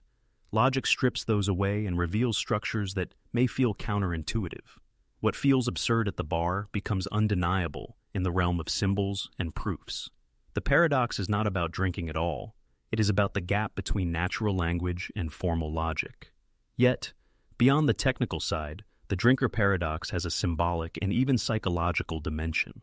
It reminds us how easily we assume connections that may not exist. In life, we often think one person's actions determine everyone else's behavior, or that one cause explains every outcome. But the paradox teaches caution. Relationships are not always what they seem, and statements that sound absurd may hide truths once examined more carefully. In a broader sense, the drinker paradox also illustrates how truth can live in places we least expect. We might laugh at the claim that one drinker could represent everyone, yet logic forces us to accept it. In life, too, we often dismiss ideas that seem absurd, until we dig deeper and find that they carry hidden wisdom. Paradox trains us to look beyond appearances, to question not just what seems false, but also why it seems false. Think about how this applies outside the bar.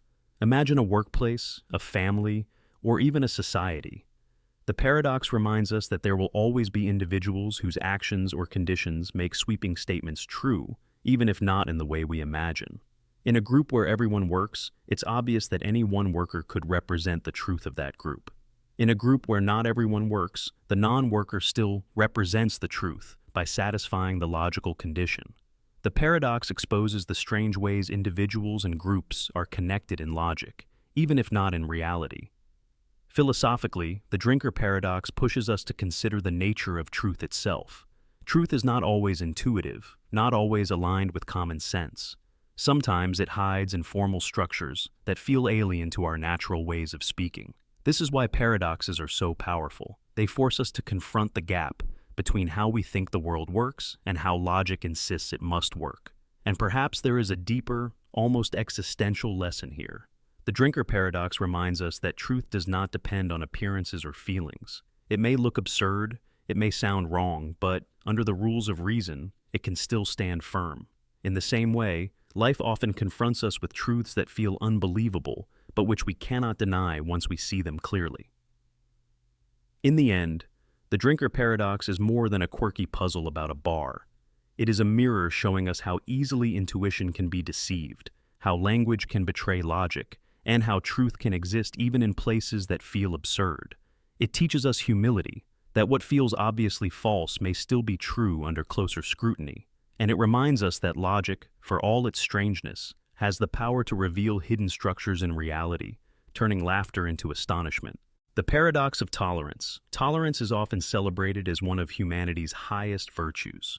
To tolerate others is to respect their freedom, to allow differences of opinion, culture, and belief. In a diverse world, tolerance feels like the only path to peace. But what if tolerance itself becomes dangerous? What if tolerating everything, even intolerance, ultimately destroys tolerance itself? This unsettling question lies at the heart of the paradox of tolerance, first described by philosopher Karl Popper in the mid-20th century, but present in human conflict for centuries. Here is the paradox in its simplest form. If a tolerant society tolerates all things, including intolerance, then intolerance will eventually grow strong enough to destroy tolerance. In other words, unlimited tolerance leads to the death of tolerance. The only way to preserve a tolerant society is to refuse tolerance to the intolerant. This is the paradox. To defend tolerance, we must sometimes be intolerant. At first, the paradox may sound contradictory, even hypocritical. Isn't tolerance supposed to mean accepting everyone, even those we disagree with? But Popper pointed out that this is precisely the trap. If we tolerate those who seek to destroy freedom, they will use that very freedom to dismantle tolerance. History is filled with examples. Extremist movements, dictatorships, and oppressive ideologies often rise not by crushing tolerance from the outside, but by exploiting tolerance from within. They use free speech, free assembly, and open debate to spread messages of hate until they are strong enough to silence all opposition. Think of the rise of totalitarian regimes in the 20th century. Fascists and extremists gained power in open societies by being tolerated, by being allowed to organize, speak, and recruit. Once in power, they outlawed tolerance, crushed dissent, and imposed rigid Kant role. The lesson is chilling. Tolerating intolerance does not create harmony. It creates vulnerability. And once intolerance takes root, it rarely gives tolerance another chance. The paradox of tolerance forces us to confront difficult questions about freedom. Should all ideas be allowed in the marketplace of ideas, even those that openly call for the destruction of freedom itself? Should speech that incites violence be tolerated as free speech? Where do we draw the line between healthy disagreement and dangerous intolerance? The paradox reminds us that absolute openness can become self-destructive. A line must be drawn, but drawing it without becoming intolerant ourselves is the challenge.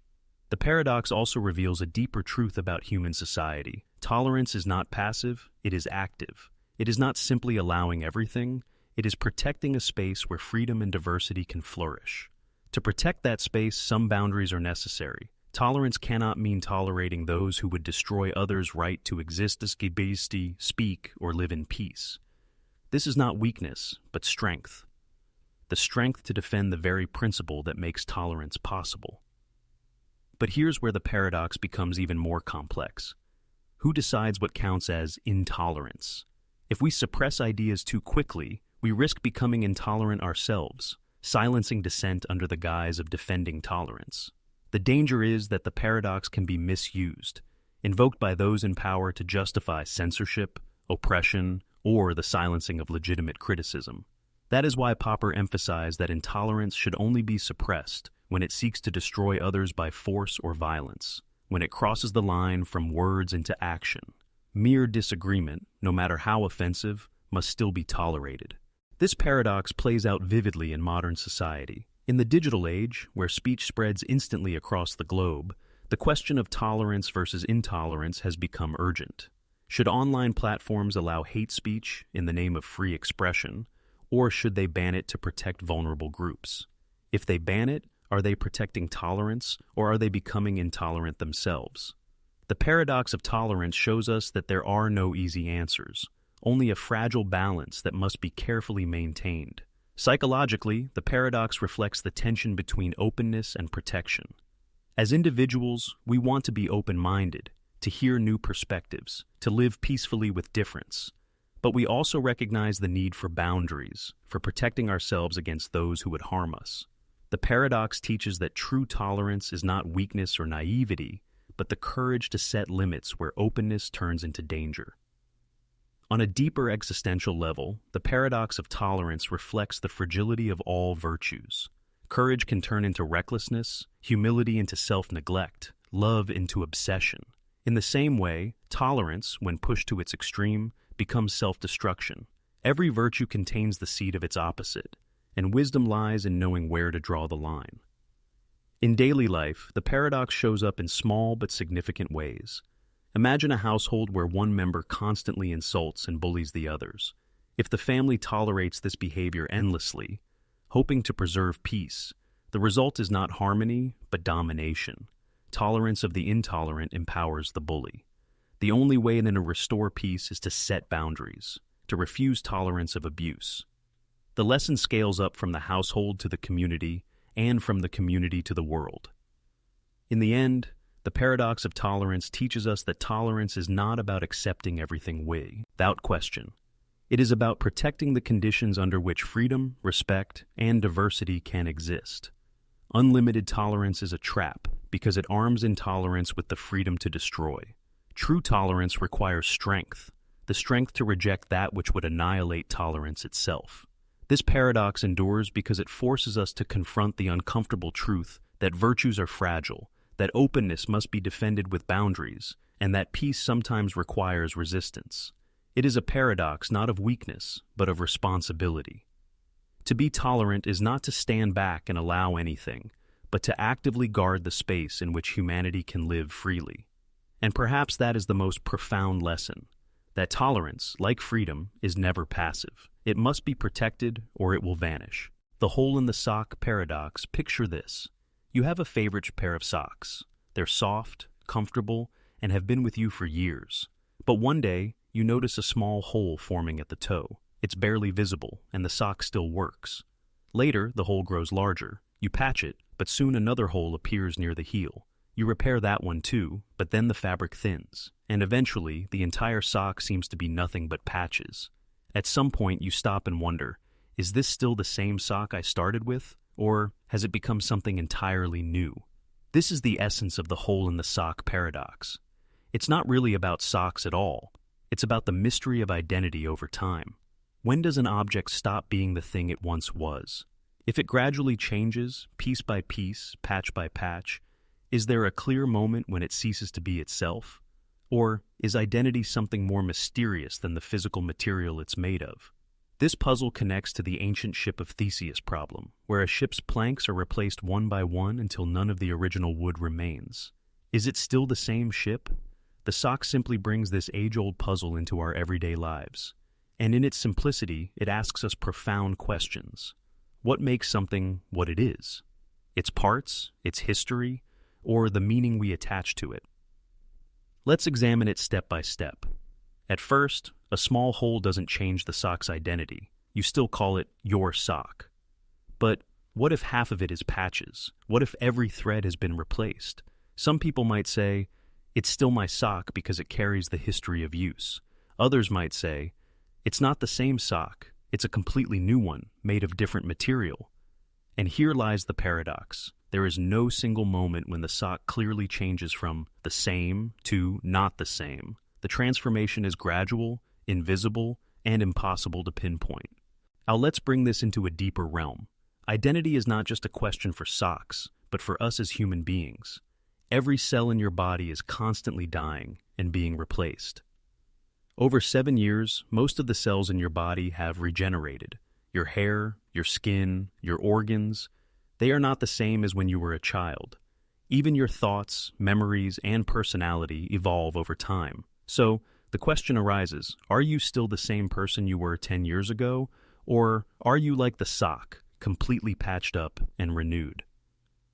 This is where the paradox becomes existential. If identity is tied only to material, then perhaps we are not the same person at all, just continuations of something constantly being replaced. But if identity is tied to continuity, to the story that connects us over time, then maybe we remain ourselves even as everything about us changes. Just as the sock is still your sock because you recognize its history, perhaps you are still you because your life carries an unbroken thread of memory and experience. The hole in the sock paradox also forces us to confront the question of value. Why do we care if the patched-up sock is the same sock or not? The truth is, identity matters because it affects meaning. A patched sock may be materially different, but emotionally it carries your history, the comfort of wearing it, the memory of where you bought it, or the feeling of familiarity. In the same way, our sense of self is not based on unchanging material, but on the meanings we weave into our lives. But the paradox also warns us about clinging too tightly to permanence. Everything changes. Socks, ships, bodies, even relationships. The hole in the sock is a reminder that nothing remains fixed. The question of when something stops being itself may not have a clear answer because identity is fluid. The paradox teaches us to embrace impermanence, to accept that continuity is not about sameness, but about transformation. Consider how this plays out in relationships. A friendship may go through hardships, arguments, distance, and reconciliation. At what point does it stop being the same friendship? If enough changes happen, does it become something new? Or does the history hold it together, even if everything else changes? Just like the sock, relationships can be patched, stretched, and worn thin, but they still carry a thread of identity that connects the past to the present. Psychologically, the hole in the sock paradox mirrors the way we perceive ourselves. Many people struggle with change, fearing that growth or loss will make them not themselves anymore. But the paradox shows that change is inevitable and that identity is not destroyed by transformation. It is created through it. The holes and patches are not signs of loss, but signs of life. A sock with no holes has never been worn, just as a life with no changes has never been lived. Philosophers see in this paradox a profound lesson, that identity is less about material or substance, and more about continuity and recognition. A patched sock is the same sock because we choose to see it that way. A person is the same person because we recognize their story, even if their cells, habits, and thoughts are different. Identity is not fixed. It is relational, narrative, and ever-changing. In the end, the hole in the sock paradox is not about deciding whether a patched sock is the same sock or not. It is about realizing that the question itself reveals the limits of rigid definitions. Identity is not a line where one thing ends and another begins. It is a circle, a thread woven through time, full of holes and patches, but still carrying meaning. So the next time you see a hole in your sock, don't just think about replacing it. Think about the paradox it represents, the mystery of change and continuity, the way identity survives through transformation, and the truth that nothing, not even you, is ever fully the same from one moment to the next. And maybe, just maybe, you'll see that the holes are not flaws, but reminders that life is always in motion, always being patched, and always somehow still itself. The Sorites voting paradox. Democracy is built on a simple yet powerful idea. The will of the people decides the direction of society. Every individual vote contributes to shaping the outcome. But when you step back and examine the process closely, something strange appears, a paradox hiding in plain sight. It is called the Sorites voting paradox, and it raises one of the most unsettling questions about democracy. Does a single vote ever really matter? The name Sorites comes from the ancient Greek word for heap. The original Sorites paradox asks, if you have a heap of sand and remove one grain, is it still a heap? Yes. Remove another grain, still a heap. Keep going, grain by grain, and at no single point can you say, here, it stops being a heap. Yet eventually, if enough grains are removed, no heap remains. The paradox lies in the gradual, imperceptible shift. When does something become something else? Now apply this to voting. Suppose an election has millions of voters. One person casts their ballot. It seems absurd to claim that one vote could change the outcome. Add another vote, then another, then another. Each one by itself feels insignificant. And yet, together they decide the future of nations. Just like grains of sand forming a heap, individual votes form an outcome. But here's the paradox. No single vote seems decisive, yet without them, the result cannot exist. This paradox challenges the very foundation of democratic participation. People often think, why should I vote? My single ballot won't make a difference. Statistically, they're right. The probability of one vote swinging a national election is astronomically small. In most elections, the margin is far larger than one. But here's the catch. If everyone thought this way, democracy would collapse. The paradox is that one vote doesn't matter, and yet, all votes matter collectively.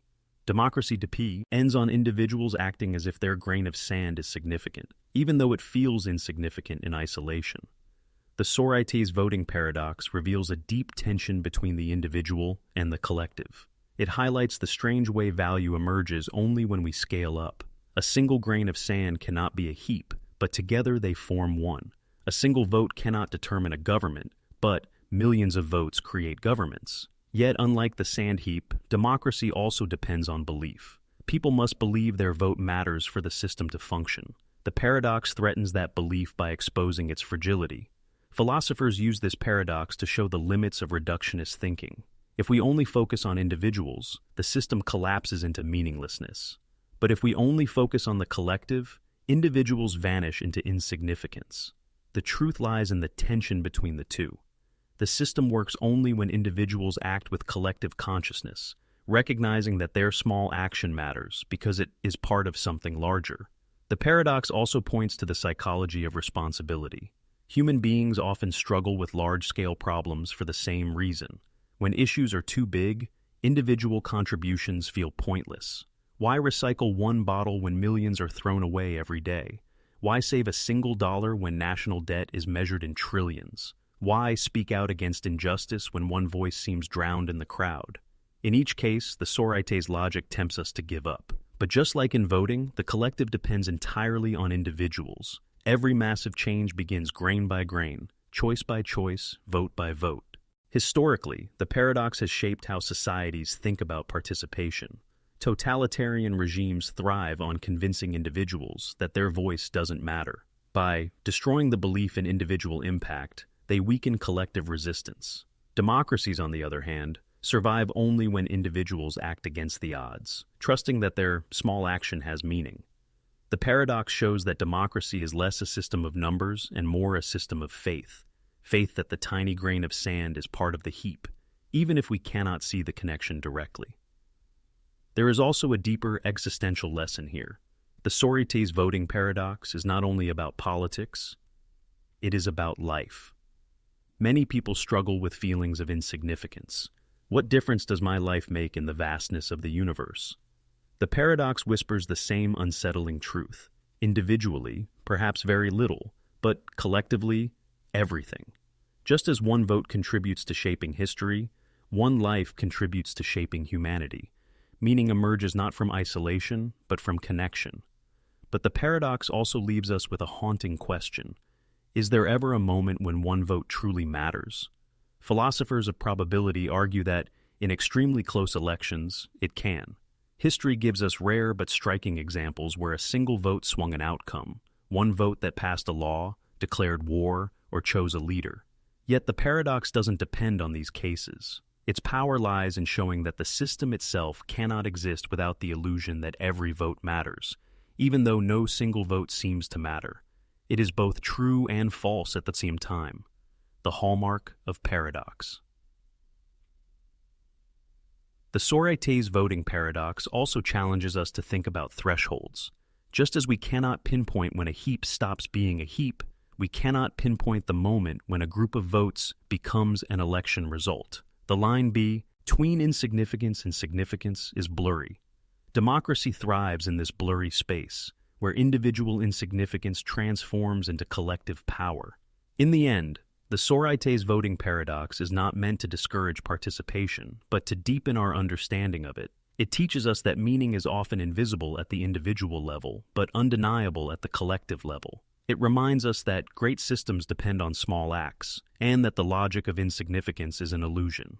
A single grain of sand may not be a heap, but without it, the heap is incomplete. A single vote may not decide an election, but without it, democracy is incomplete.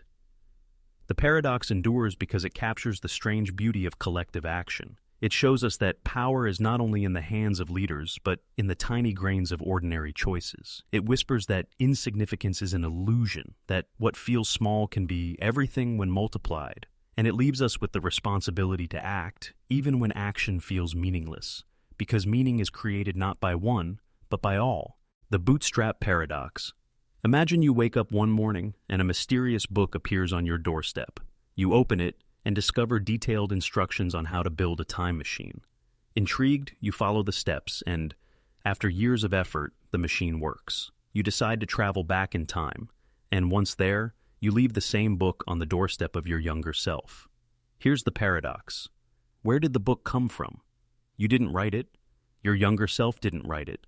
It seems to exist without origin, trapped in an endless loop. This is the Bootstrap Paradox, one of the strangest puzzles in the philosophy of time. At its core, the Bootstrap Paradox deals with causal loops, situations where an object or piece of information travels through time and becomes the cause of itself.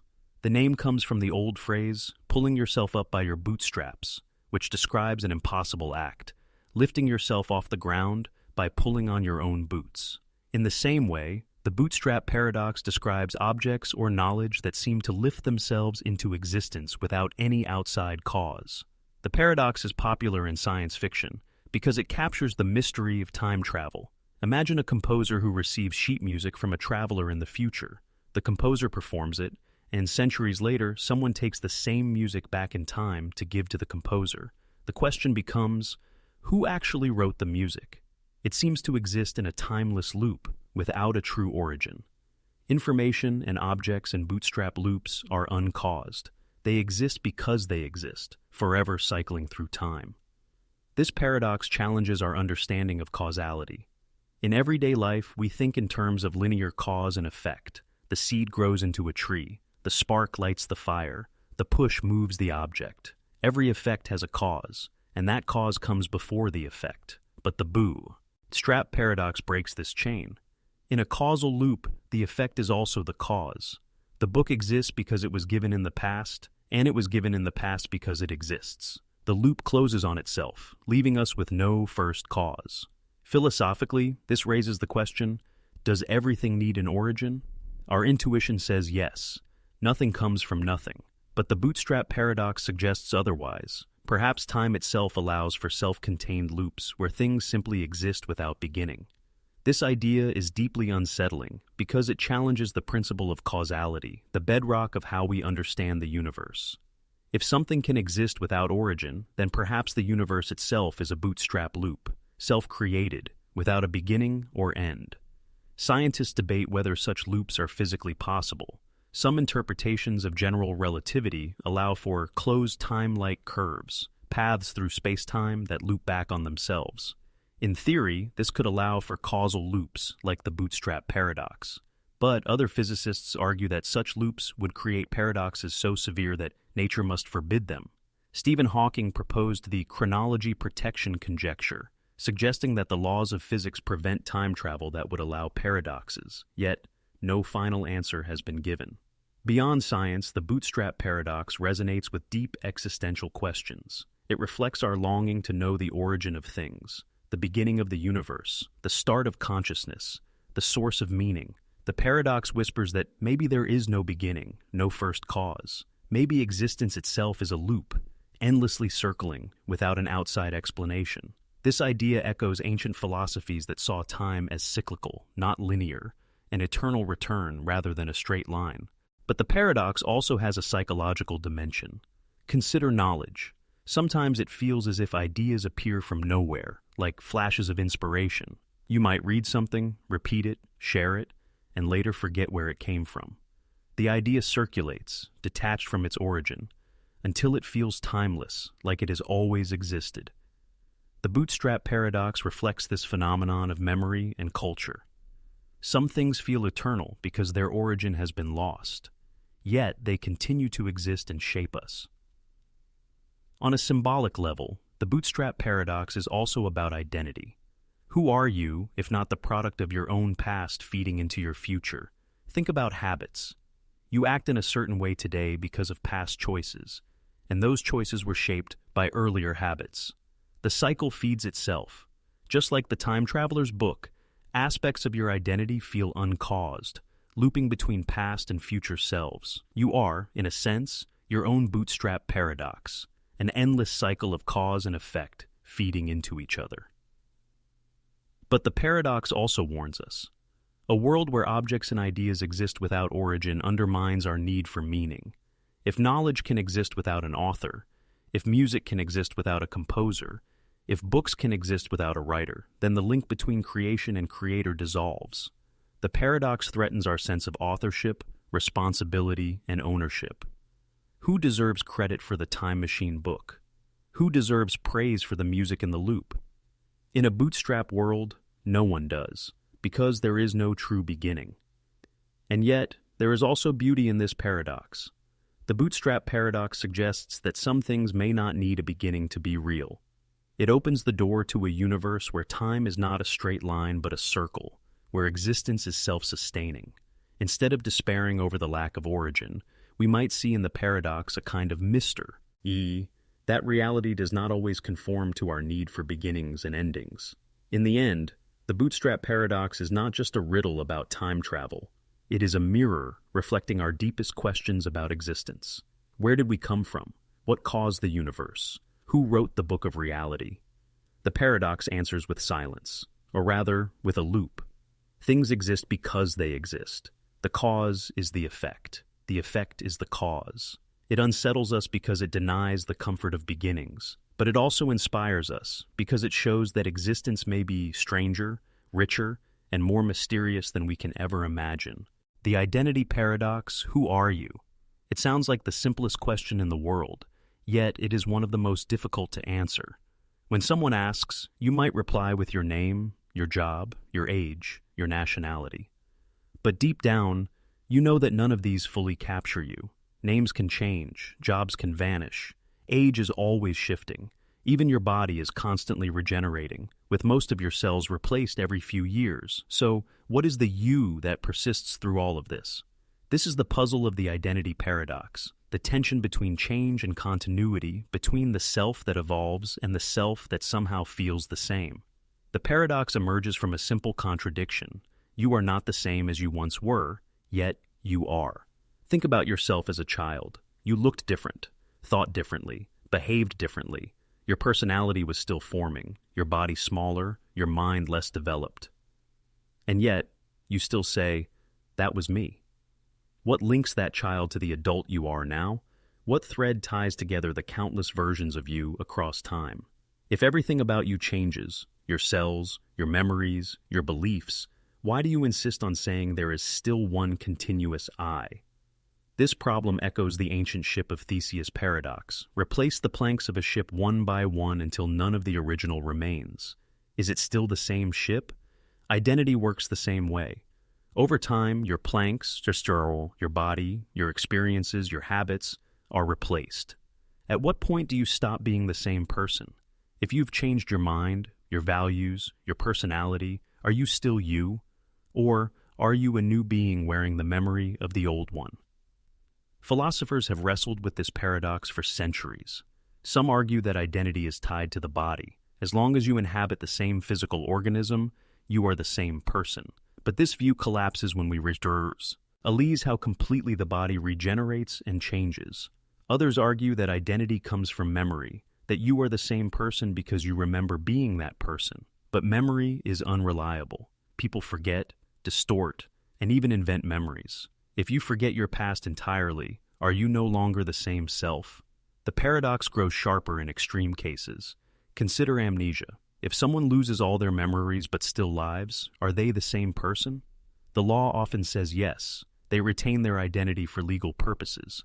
But psychologically, many feel they are no longer the same. Or consider a thought experiment. Imagine copying your consciousness into another body or machine. If that copy has your memories, your personality, and your voice, is it you, or is it someone else? If identity can be duplicated, does it mean you can exist in more than one place? The identity paradox reveals the fragility of our notion of self. We like to think of identity as solid, permanent, and unchanging. But in truth, it is fluid, shifting from moment to moment. Every thought you have, every choice you make, every experience you undergo alters you in some way. The paradox is that you are both continuous and discontinuous, the same and not the same. Psychologically, this paradox resonates deeply. People often cling to identities, roles, labels, stories about themselves, as if they were absolute. But when those identities are challenged, they feel lost. A worker who retires, a parent whose children grow up, a person who moves to another country, each faces the crisis of identity. Who am I without this role? The paradox shows that identity is never fixed. It is always in motion, always becoming. You are not a static thing, but a process, a river flowing forward. At the same time, the paradox reveals why we feel continuous despite change. Continuity is not about sameness of material or memory, but about narrative. You are the same person because your life forms a story, a thread that links past to present. Even if every detail changes, the story connects it all. This is why people can look back at their childhood photos and say, with certainty, that is me. The story bridges the gap that logic cannot, but the identity paradox also pushes us into darker territory. If identity is fluid, then the self we cling to may be an illusion. Perhaps there is no stable I at all, just a bundle of memories, habits, and perceptions tied together loosely. Buddhism has long taught this. The self is not a permanent soul, but a collection of processes, like a flame flickering from one moment to the next. The paradox, then, is not just about logic, but about the deepest question of existence. Do we even exist as a self at all? Yet, even if the self is an illusion, it is a powerful one. Without the sense of identity, life would unravel. We need to believe in continuity to make choices, to take responsibility, to love, to hope. If you are not the same person tomorrow, why plan for the future? If you are not the same person you were yesterday, why feel guilt, or pride, or gratitude? The paradox shows that identity is both fragile and necessary. It may not withstand strict logic, but it sustains human meaning. In everyday life, the identity paradox appears constantly. When people say, "I'm not the same person I used to be," they are speaking a truth. Yet when they also say, "That was me back then," they are speaking another truth. Both are correct, even though they contradict. The self is both changing and continuous, both many and one. In the end, the identity paradox does not give us an answer, but a perspective.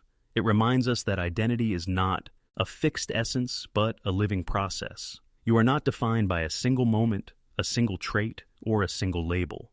You are defined by the ongoing story of becoming, a story full of changes, contradictions, and transformations. You are the same, and you are not the same. That is the paradox. And perhaps this is the ultimate lesson, that identity is not about holding on to what never changes, but about embracing change as part of who you are. Just like the sock with holes, the ship with new planks, or the memory that fades, you remain you, not because nothing changes, but because change itself is woven into your continuity. You are not a fixed object, but a flowing river, always moving, always new, yet still one. The quantum observer paradox, at the smallest scales of existence, reality behaves in ways that defy our everyday understanding. Quantum physics, the science of particles, atoms, and subatomic phenomena, has revealed a universe so strange that it challenges the very notion of what real means. Among its many mysteries stands one of the most perplexing, the quantum observer paradox. At its heart lies a simple but profound question. Does reality exist independently of observation, or does the act of observation itself bring reality into being? To understand this paradox, we must revisit the famous double-slit experiment, a cornerstone of quantum mechanics. Imagine firing tiny particles, electrons or photons, at a barrier with two slits. On the other side is a screen to record where they land. If we fire the particles one by one without measuring which slit they go through, an interference pattern appears on the screen, as though each particle behaves like a wave and passes through both slits simultaneously, interfering with itself. But when we place a detector at the slits to observe which path each particle takes, the interference pattern vanishes. The particles act like solid particles, passing through one slit or the other, never both. Here lies the paradox. The act of observation changes the outcome. Before observation, the particle exists in a superposition, both possibilities at once. After observation, the wave of possibilities collapses into a single outcome. This raises a bewildering question. Was the particle's behavior determined by the act of being watched? Does reality exist in an undefined state until we observe it? And if so, what does it mean to observe? Is it human consciousness that collapses the wave, or is it any interaction with the environment? This is the quantum observer paradox. The world appears to behave differently when it is unobserved, as if reality itself is contingent on the act of looking. It shatters our common-sense view of an independent universe ticking along whether or not we're paying attention. Instead, it suggests that reality is participatory, that our interaction with it somehow plays a role in what it becomes.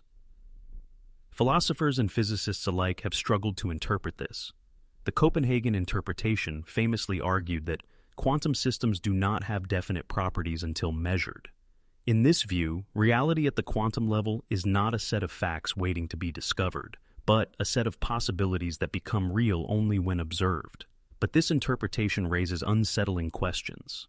If particles do not have definite positions or paths until measured, then what is the universe doing when no one is looking?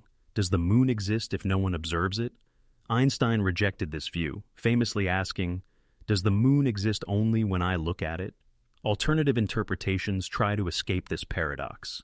The many worlds interpretation proposes that the wave never collapses. Every possibility happens, but in different branches of reality. When you observe the particle, you only see one outcome, but all other outcomes unfold in parallel universes. In this view, reality does not depend on observation.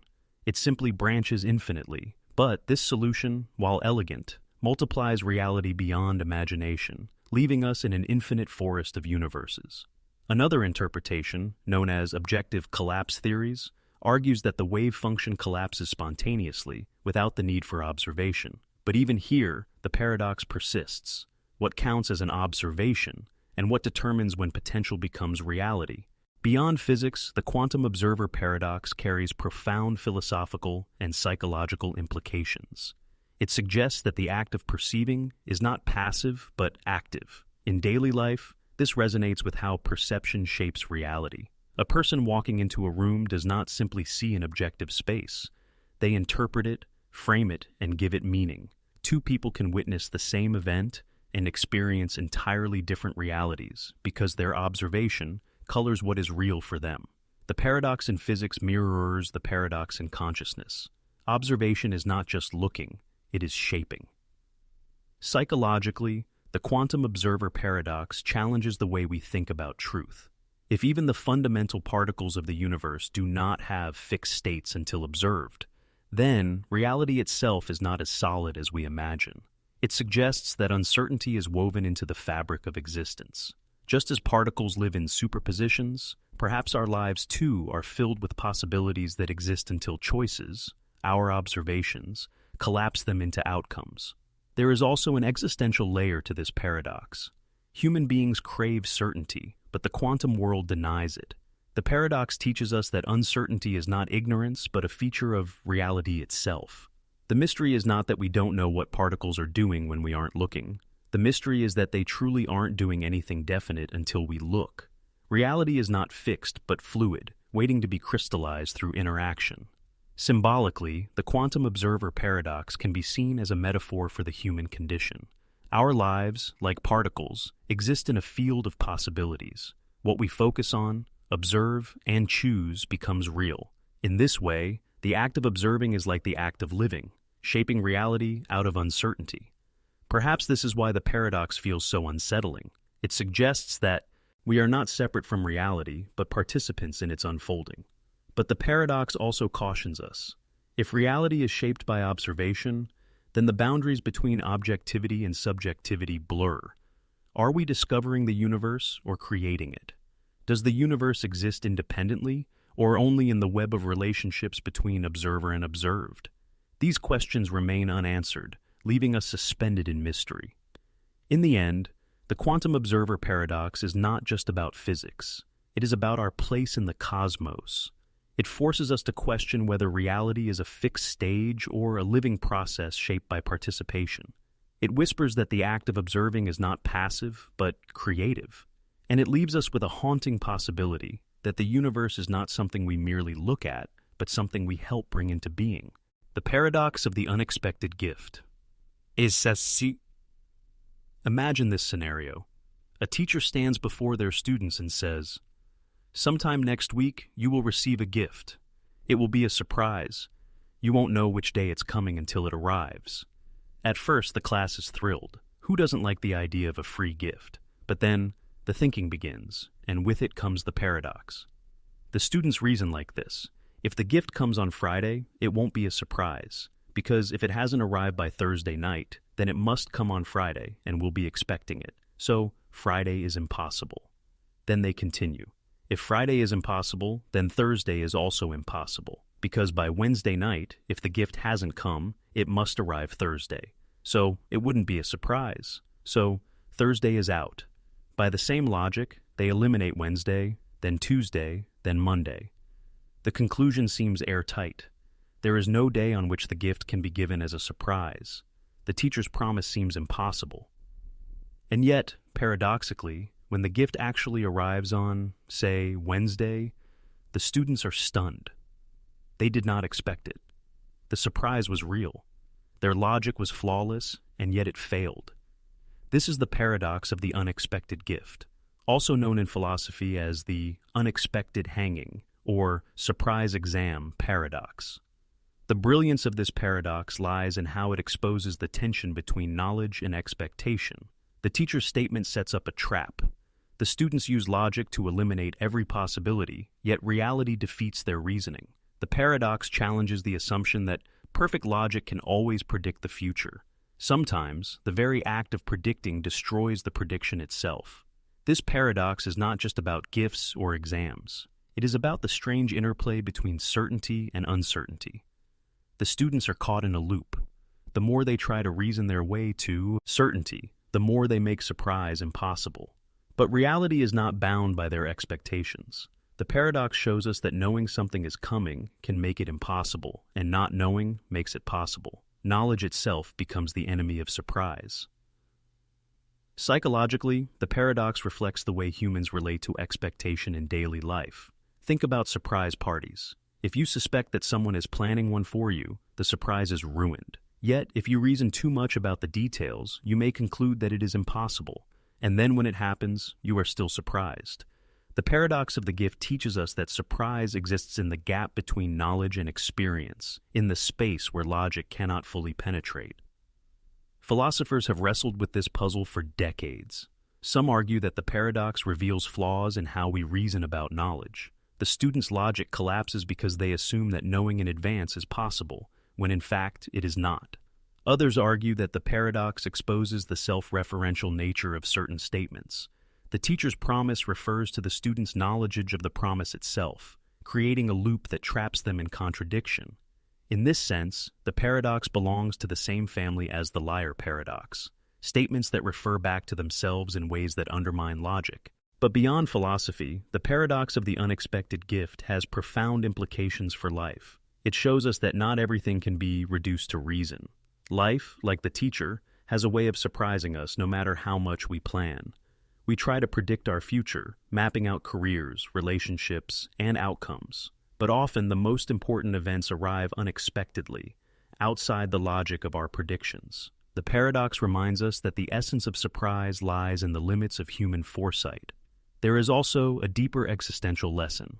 We often live caught between expectation and uncertainty, trying to eliminate all doubt. But what if uncertainty is not a flaw, but a gift? Just as the student's surprise was only possible because their logic failed, so too, in life, joy, wonder, and discovery are only possible because we cannot predict everything. If the future were perfectly knowable, surprise, growth, and adventure would vanish. The paradox teaches us that uncertainty is not our enemy. It is the condition that makes life meaningful. Consider how this applies to human relationships. Love, for instance, thrives on surprise. The unexpected kindness, the unplanned gesture, the unforeseen moment of connection. These are the sparks that make relationships alive. If everything in love were predictable, it would become mechanical. The paradox of the unexpected gift mirrors this truth. Meaning often comes not from what we expect, but from what catches us off guard. In a broader social context, the paradox also warns us about the limits of prediction in politics, economics, and science. Experts build models to forecast outcomes, but history often unfolds in ways no one anticipated. Revolutions, breakthroughs, disasters, and cultural shifts arrive like unexpected gifts, shocking, unplanned, transformative. The paradox whispers that the world is not a machine running on predictable rules, but a living process where surprise is woven into the fabric of reality. On a symbolic level, the paradox of the unexpected gift also challenges our ideas about death. Some philosophers extend the logic of the paradox to mortality itself. We know death is coming, but the timing is always uncertain. If we knew the exact day, it would not be a surprise. But because we do not, it always remains both certain and unexpected. In this sense, life itself is the greatest setup for an unexpected gift. The awareness of the inevitable combined with the mystery of when. In the end, the paradox of the unexpected gift is more than a riddle about students and teachers. It is a mirror reflecting the limits of logic, the fragility of knowledge, and the beauty of surprise. It shows us that certainty is not always possible, and that this is not a weakness but a strength. Surprise, wonder, and meaning live in the spaces where prediction fails. So the next time life catches you off guard, with an event you never saw coming, good or bad, remember the paradox of the unexpected gift. Remember that surprise is not an error, but a fundamental truth of existence. The gift is not just the event itself, but the reminder that life cannot be fully predicted. And perhaps that is the greatest gift of all, that even in a world of reason, logic, and planning, there will always be room for the unexpected. Meno's paradox: imagine a student sits before a teacher, eager to learn. The student wants to discover something new, a truth they don't yet know. But then the teacher asks a question that seems to break the very possibility of learning. How will you look for something when you don't know what it is? If you already know what it is, then you don't need to look for it. But if you don't know what it is, how will you even recognize it when you find it? This riddle, posed in Plato's dialogue Meno, is known as Meno's Paradox, and it cuts straight into the mystery of knowledge itself. It challenges the very process of learning by asking, how is knowledge possible at all? On the surface, the logic seems airtight. If you know something, there's no need to search. If you don't know something, you won't recognize it even if it's right in front of you. In both cases, the act of discovery seems impossible. Learning becomes a paradox. You cannot search for what you know, and you cannot search for what you don't know. But the brilliance of Meno's paradox lies in how it forces us to think about the difference between knowing and not knowing. In life, we don't live in absolutes. We often know something without knowing everything. A person may not know the answer to a math problem, but may know the methods that could help. A scientist may not know the cure for a disease, but may know where to look for clues. A traveler may not know the exact path, but has a map or a direction. Learning happens in the in-between space, between total ignorance and total knowledge. Plato responded to Meno's paradox with the theory of anamnesis, or recollection. He argued that the soul is eternal and already contains all knowledge, and that learning is not discovering something new, but remembering what the soul already knows. For Plato, the paradox dissolves because we are never in total ignorance. The D's of knowledge are always within us, waiting to be recalled. Whether or not one accepts Plato's mystical solution, the paradox still challenges us. It reminds us that the process of learning requires a delicate balance. We need enough prior knowledge to recognize new truths, but enough ignorance to be curious and open.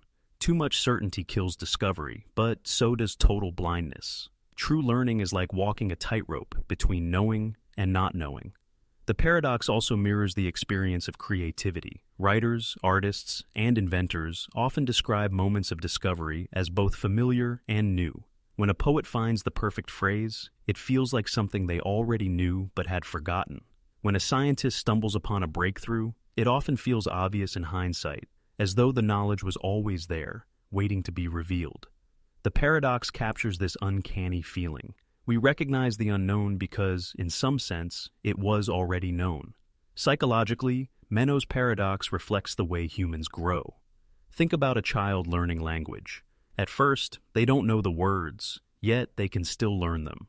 They recognize patterns, sounds, and gestures, even without prior knowledge of vocabulary.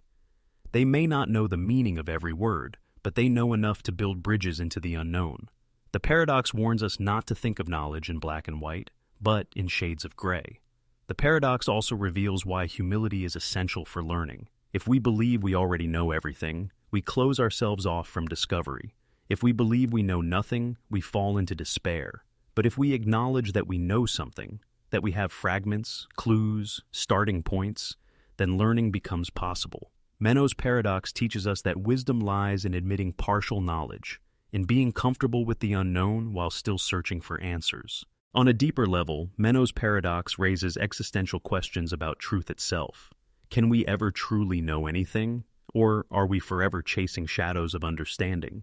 Plato believed that true knowledge was eternal and unchanging, but modern thinkers recognize that knowledge evolves, shifts, and expands. The paradox pushes us to see knowledge not as a final possession, but as a living process. To know is not to reach an end, but to engage in the endless act of discovery. This paradox also applies to our search for meaning in life. People often ask, what is the meaning of life? But Meno's paradox reminds us of the difficulty of that question. If you already know the meaning, you don't need to search. If you don't know it at all, how will you ever recognize it? And yet, people still search. Through philosophy, religion, love, art, and experience. The search is possible because meaning, like knowledge, is something we partly know and partly don't. We sense its presence without fully grasping it. The paradox even applies to relationships. How do you recognize a true friend, a soulmate, or a partner? If you already knew exactly what you were looking for, you wouldn't need to search. If you had no idea, you might never recognize it. Yet, people do find love and friendship. The recognition happens in the mysterious space between knowing and not knowing, the same space where learning occurs. In the end, Meno's paradox does not defeat learning, but enriches it. It shows us that learning is not about absolute ignorance or total knowledge, but about navigating the middle ground. It humbles us by revealing the limits of certainty, but it also inspires us by showing that discovery is possible, even within those limits. So the next time you set out to learn something new, remember Meno's paradox. Remember that you are not starting from nothing, and you are not starting from everything. You are starting from somewhere in between, with fragments, hints, and clues that will guide you toward recognition. And perhaps this is the greatest lesson of all, that learning is not the conquest of the unknown, but the dance between what we know and what we have yet to discover. The conflict of interest, paradox, at first glance. A conflict of interest seems like a straightforward problem. Imagine a judge presiding over a case where their own family member is on trial. Clearly, the judge cannot be impartial. Their personal interest collides with their professional duty. Or imagine a doctor who receives money from a pharmaceutical company to promote a certain drug. Their responsibility to their patient is compromised by their loyalty to profit. These are clear examples of conflict of interest, but beneath these obvious cases lies something much deeper, a paradox about human decision-making itself. The conflict of interest. Paradox arises because every human being is caught between multiple roles, loyalties, and desires. In theory, we believe we can act rationally, weighing options objectively. But in practice, we are never neutral. Our decisions are always influenced by competing interests, our survival, our reputation, our relationships, our values. The paradox is this. We demand impartiality in others while knowing that pure impartiality is impossible. Let's unpack this step by step. Society depends on trust. We expect judges to be fair, scientists to be unbiased, doctors to prioritize patients, leaders to prioritize citizens. But each of these individuals is also human, with personal interests, ambitions, and fears. The paradox is that we demand they rise above their humanity while also recognizing they cannot escape it. Every attempt to eliminate conflict of interest reveals new ones hiding in the background. For example, a politician may refuse money from corporations to avoid bias, but then they depend on voters, which biases them toward popular opinion rather than truth. A scientist may refuse funding from industry, but then their career depends on publishing results, which biases them toward flashy or positive findings. A judge may use themselves from one case because of family ties, but remain embedded in a network of friendships, affiliations, and worldviews that shape their thinking. The paradox is endless. To be human is to be conflicted, yet society demands freedom from conflict.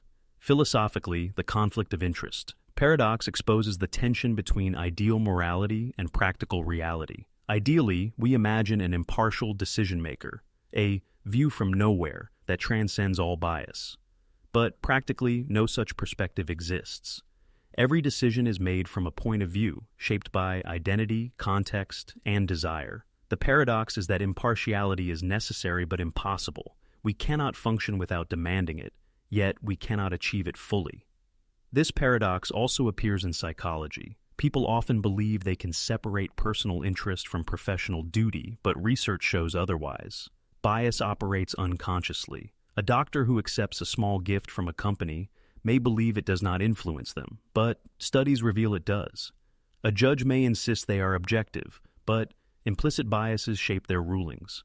The paradox is that the more confident we are in our impartiality, the more blind we become to hidden conflicts. Consider everyday life. Imagine a friend asks for honest feedback on their project. You want to be truthful, but you also don't want to hurt their feelings. Your interest in honesty conflicts with your interest in kindness. Or think about family. You want to spend time with loved ones, but you also want to succeed at work. Your interest in relationships conflicts with your interest in ambition.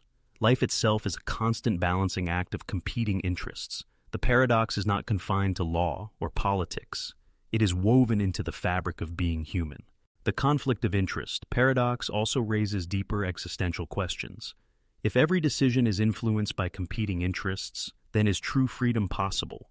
Are we ever acting purely out of principle, or are we always serving some hidden self-interest? Philosophers like Nietzsche argued that even morality is a disguised form of self-interest, a way of asserting power or protecting oneself. If that's true, then every act of impartiality is just another mask for personal desire. The paradox challenges us to ask, can we ever escape ourselves? And yet, despite its impossibility, the demand for impartiality remains essential.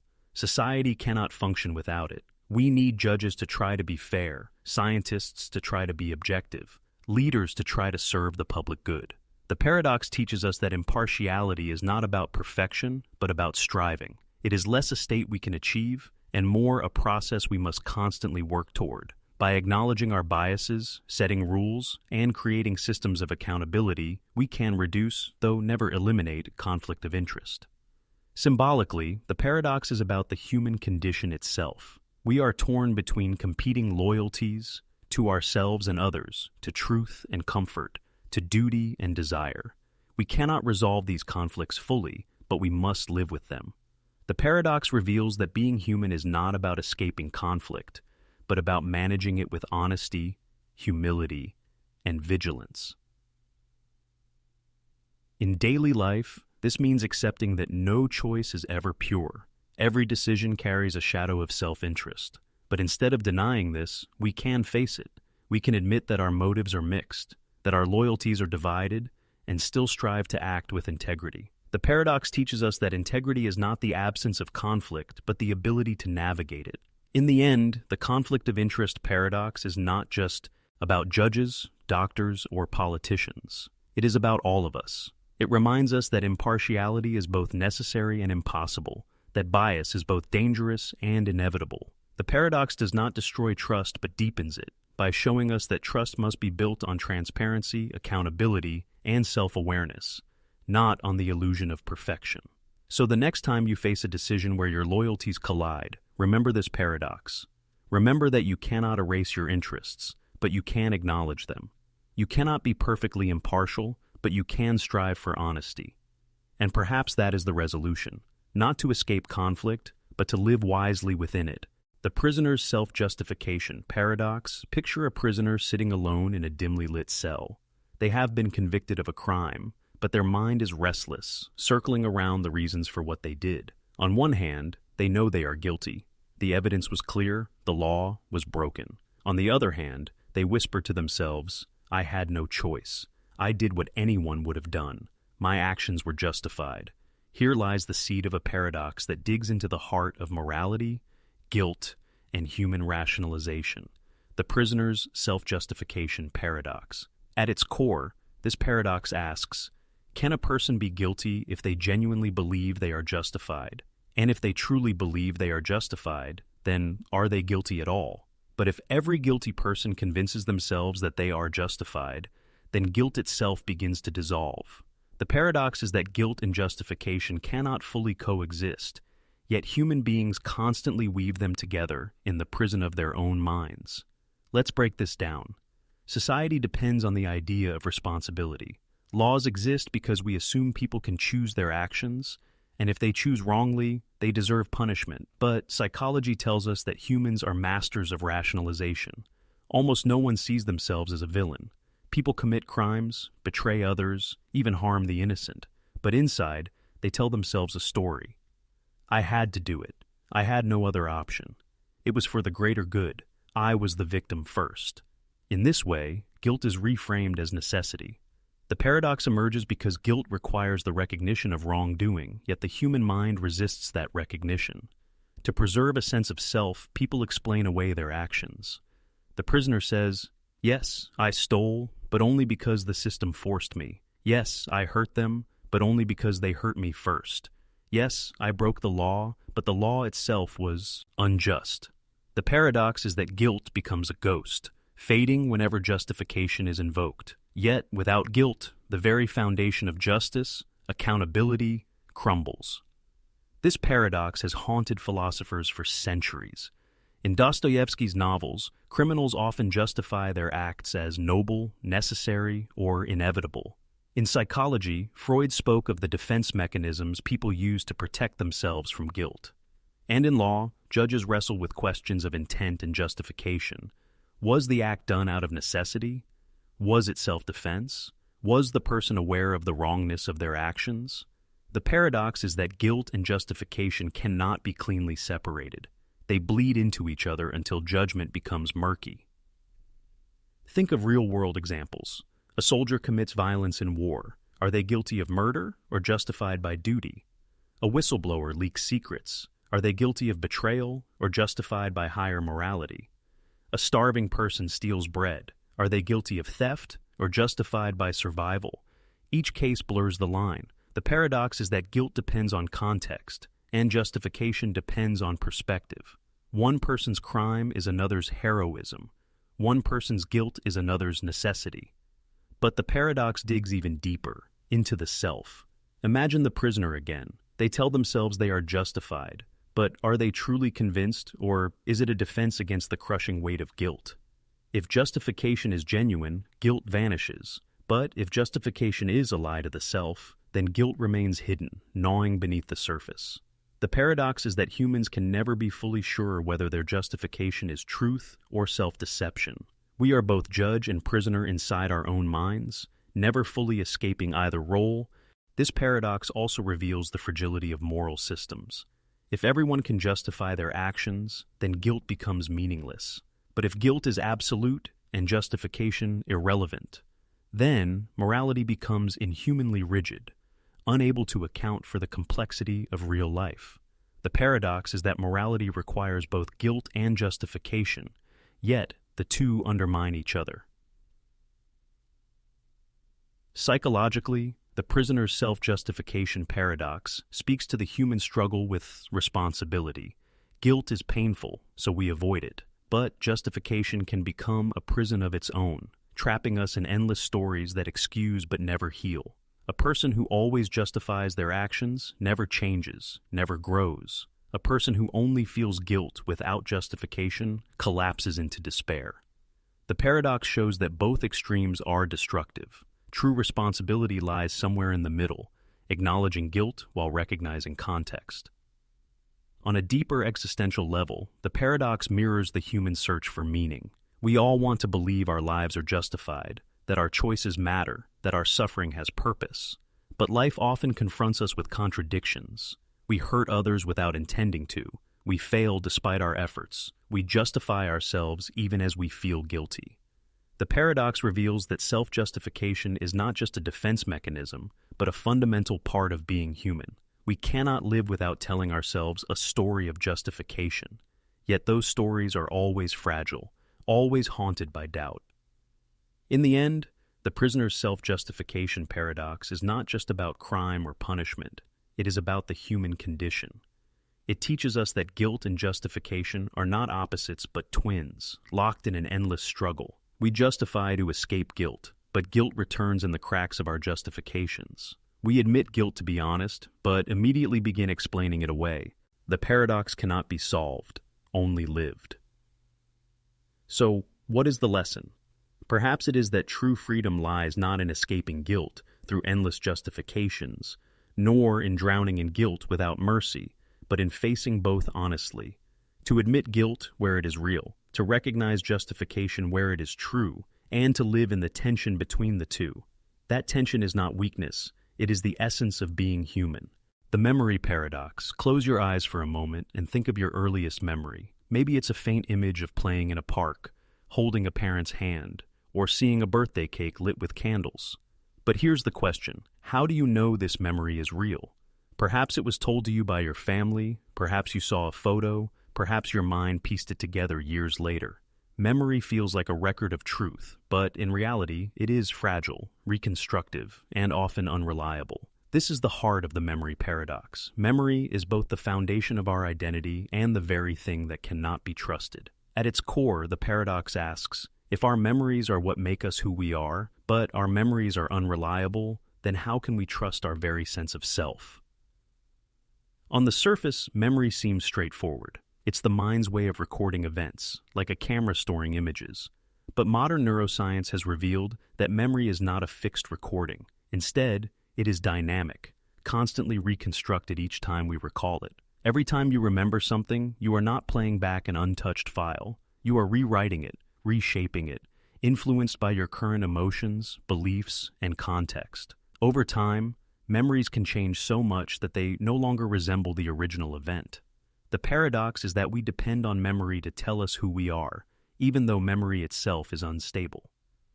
Consider the paradox in personal identity.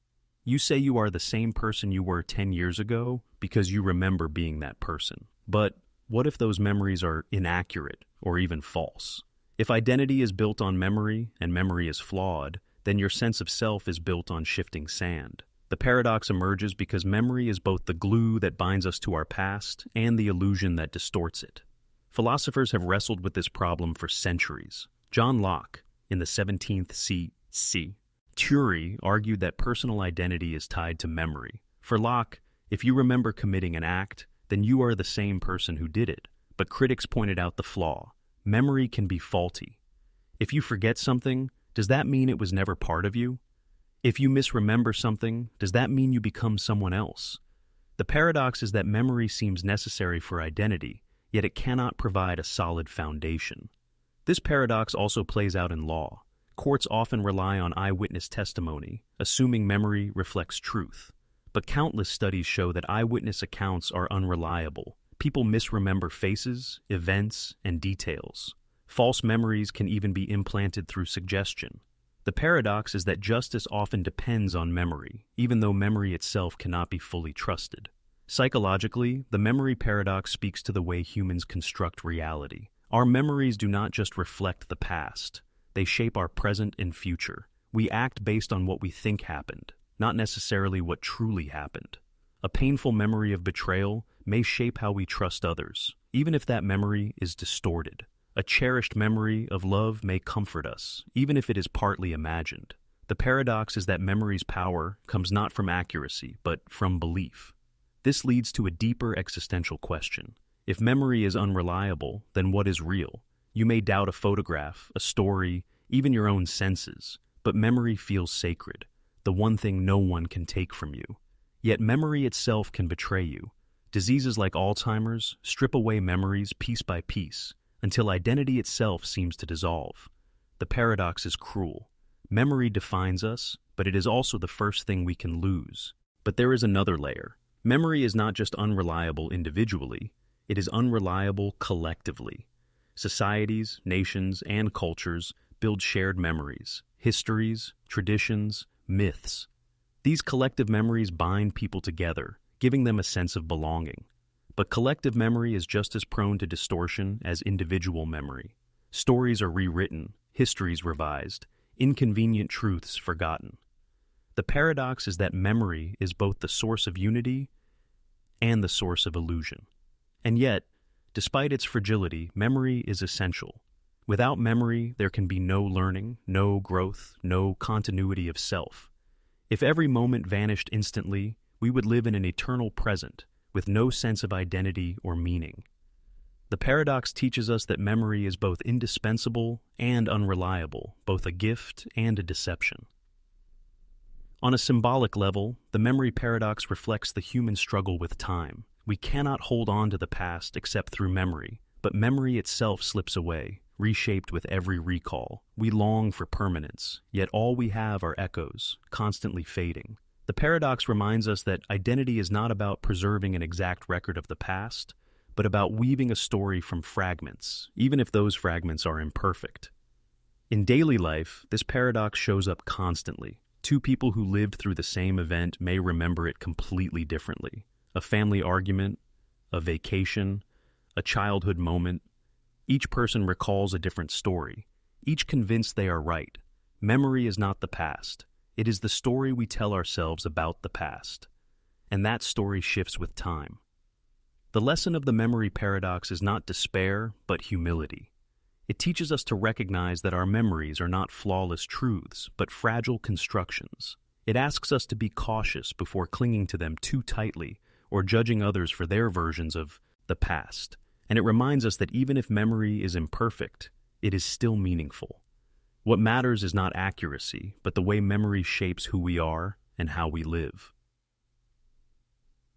In the end, the memory paradox shows us that identity is not built on perfect recall, but on the narrative we weave from imperfect fragments. Memory is both unreliable and essential, both fragile and powerful. We cannot trust it fully, yet we cannot live without it. And perhaps that is the paradox of being human, that we are defined not by the facts of the past, but by the stories we remember, reshape, and carry forward. The impossible object paradox. Imagine looking at a picture of a staircase. At first glance, everything looks normal. Each step follows the next, rising or descending in perfect order. But then your eyes follow the steps around, and suddenly you realize something's wrong. The staircase doesn't go up or down at all. Instead, it loops back into itself, endlessly climbing, yet never rising. What you are seeing is impossible. The staircase could never exist in three-dimensional space, yet there it is, clear as day on the page. This is the impossible object paradox, the strange phenomenon where the human mind perceives something as real even though it cannot exist in reality. Impossible objects are illusions that trick our perception of geometry and space. Famous examples include the Penrose triangle, the endless staircase, and the Escher water wheel, where water flows uphill in a closed loop. These objects look perfectly logical when you focus on small parts, but collapse into contradiction when viewed as a whole. Locally, everything makes sense. Globally, it is impossible. The paradox lies in the tension between the parts and the whole. The mind believes in what cannot exist. On the surface, this may seem like a playful trick of art, but the impossible object paradox cuts deeper, revealing the fragility of human perception and the limits of reason. Our brains evolved to interpret visual cues quickly, to make sense of lines, shadows, and angles. But those shortcuts can be exploited. When confronted with impossible objects, the mind insists it is seeing something real, even though reality itself cannot contain it. The paradox is that our greatest tool for survival, perception, can so easily betray us. Philosophically, the paradox raises profound questions about knowledge and reality. If our senses can be so convincingly fooled by a drawing, how can we be sure that what we perceive in daily life is real? Descartes once asked how we can distinguish waking life from a dream. The impossible object of the paradox intensifies this question. If our eyes cannot tell the difference between possible and impossible, then how much of our world is built not on truth, but on interpretation? The paradox also reflects the way humans often deal with contradictions in thought. Like the Penrose triangle, many beliefs and systems of thought seem consistent in parts but collapse as a whole. Political ideologies, religious doctrines, and personal worldviews often contain impossible contradictions, beliefs that cannot coexist, yet we hold them together as if they were real. The impossible object, paradox, then, becomes a metaphor for human reasoning. We can live with impossibilities as long as we don't look too closely at the whole. Psychologically, the paradox shows the mind's desperate need for coherence. Even when presented with an impossible object, the brain doesn't simply reject it. Instead, it tries to construct a reality where it can exist, flipping perspectives back and forth. The eye traces one line, then another, constantly reinterpreting, never fully accepting the impossibility, but never rejecting it either. This is how the mind handles paradox in life as well. When faced with contradictions, love and betrayal, hope and despair, freedom and responsibility, we don't reject either side. We hold them together, even when they cannot logically coexist. Artists like M.C. Escher understood the power of impossible objects. His drawings of staircases that rise into themselves, or waterfalls that flow in eternal circles, are not just optical tricks. They are meditations on infinity, contradiction, and human perception. They remind us that the boundary between reality and illusion is thinner than we think. The impossible object paradox shows that what we call real may simply be what our minds can most easily construct, even if it cannot exist in the physical world. In mathematics, impossible objects challenge the idea of consistency.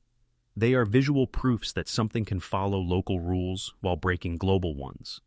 The Penrose triangle, for example, looks perfectly fine at each corner, but when the whole is assembled, it becomes contradictory. This mirrors problems in logic and philosophy, where a set of statements may each be true in isolation, but cannot all be true together. The paradox reveals that truth may not only be about parts, but about the harmony of the whole. On a symbolic level, the impossible object paradox speaks to the human experience of striving for the unattainable. Think of goals that seem achievable step by step, but in the end loop back into themselves. Chasing endless success, trying to satisfy limitless desire, or seeking perfection. Each step feels real, but the whole pursuit is impossible, leaving us trapped in an endless cycle. The paradox becomes a metaphor for ambition without end, the staircase that climbs forever, but never rises. The paradox also touches on identity. People often live as impossible objects, holding contradictory roles, beliefs, and desires. A person may want freedom, but also crave security, seek individuality, but also belonging, pursue love, but fear vulnerability. Each desire is real, but together they form an impossible whole. Yet just as our minds accept impossible drawings, we accept these contradictions in ourselves, living as impossible beings.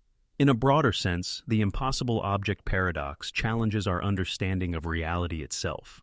Physics tells us that the universe may contain paradoxical truths, particles that exist in two states at once, space-time that bends in impossible ways.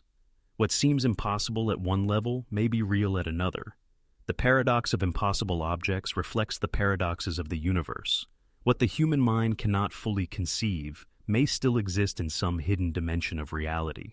Ultimately, the impossible object paradox is not just about strange drawings. It is a reminder that reality is not always what it seems, that perception is not always reliable, and that contradictions may be more fundamental to existence than we want to admit. It teaches us humility, to question what we see, to doubt what we assume, and to recognize that the impossible may not only live in illusions, but in the very structure of life itself. So the next time you look at an impossible staircase or a triangle that cannot exist, don't dismiss it as a trick. See it as a mirror of the human condition. Just as your eyes believe in what cannot be, so too your heart often believes in contradictions, and your life is built upon them. The paradox is not a flaw but a truth, that to be human is to live in the space between the possible and the impossible, between logic and illusion, between what is real and what the mind insists must be. The infinite jail paradox. Imagine a prisoner waking up in a strange place. The cell they are in has a door, but when they step outside, they do not find freedom.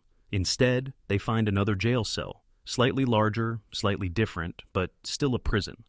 The prisoner moves into this new cell, only to discover yet another door, which leads to yet another jail. This continues without end.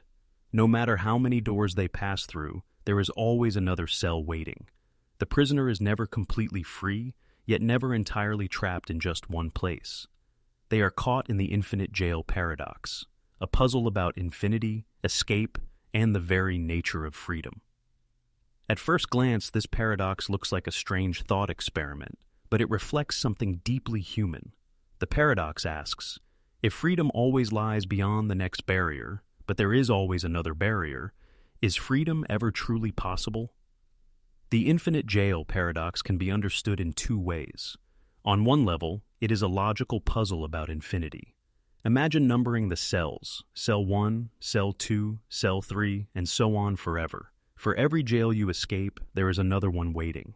The paradox is that you are always one step closer to freedom, yet freedom itself is unreachable because there is no final cell. Infinity stretches out forever, and freedom is always deferred. But on another level, the paradox is symbolic. It reflects the way humans live, always moving from one limitation to another, one obstacle to another, one problem to another. We escape the prison of childhood only to find the prison of adulthood responsibilities. We escape the prison of poverty only to find the prison of ambition. We escape the prison of ignorance only to find the prison of uncertainty. Life, in this sense, is an infinite jail.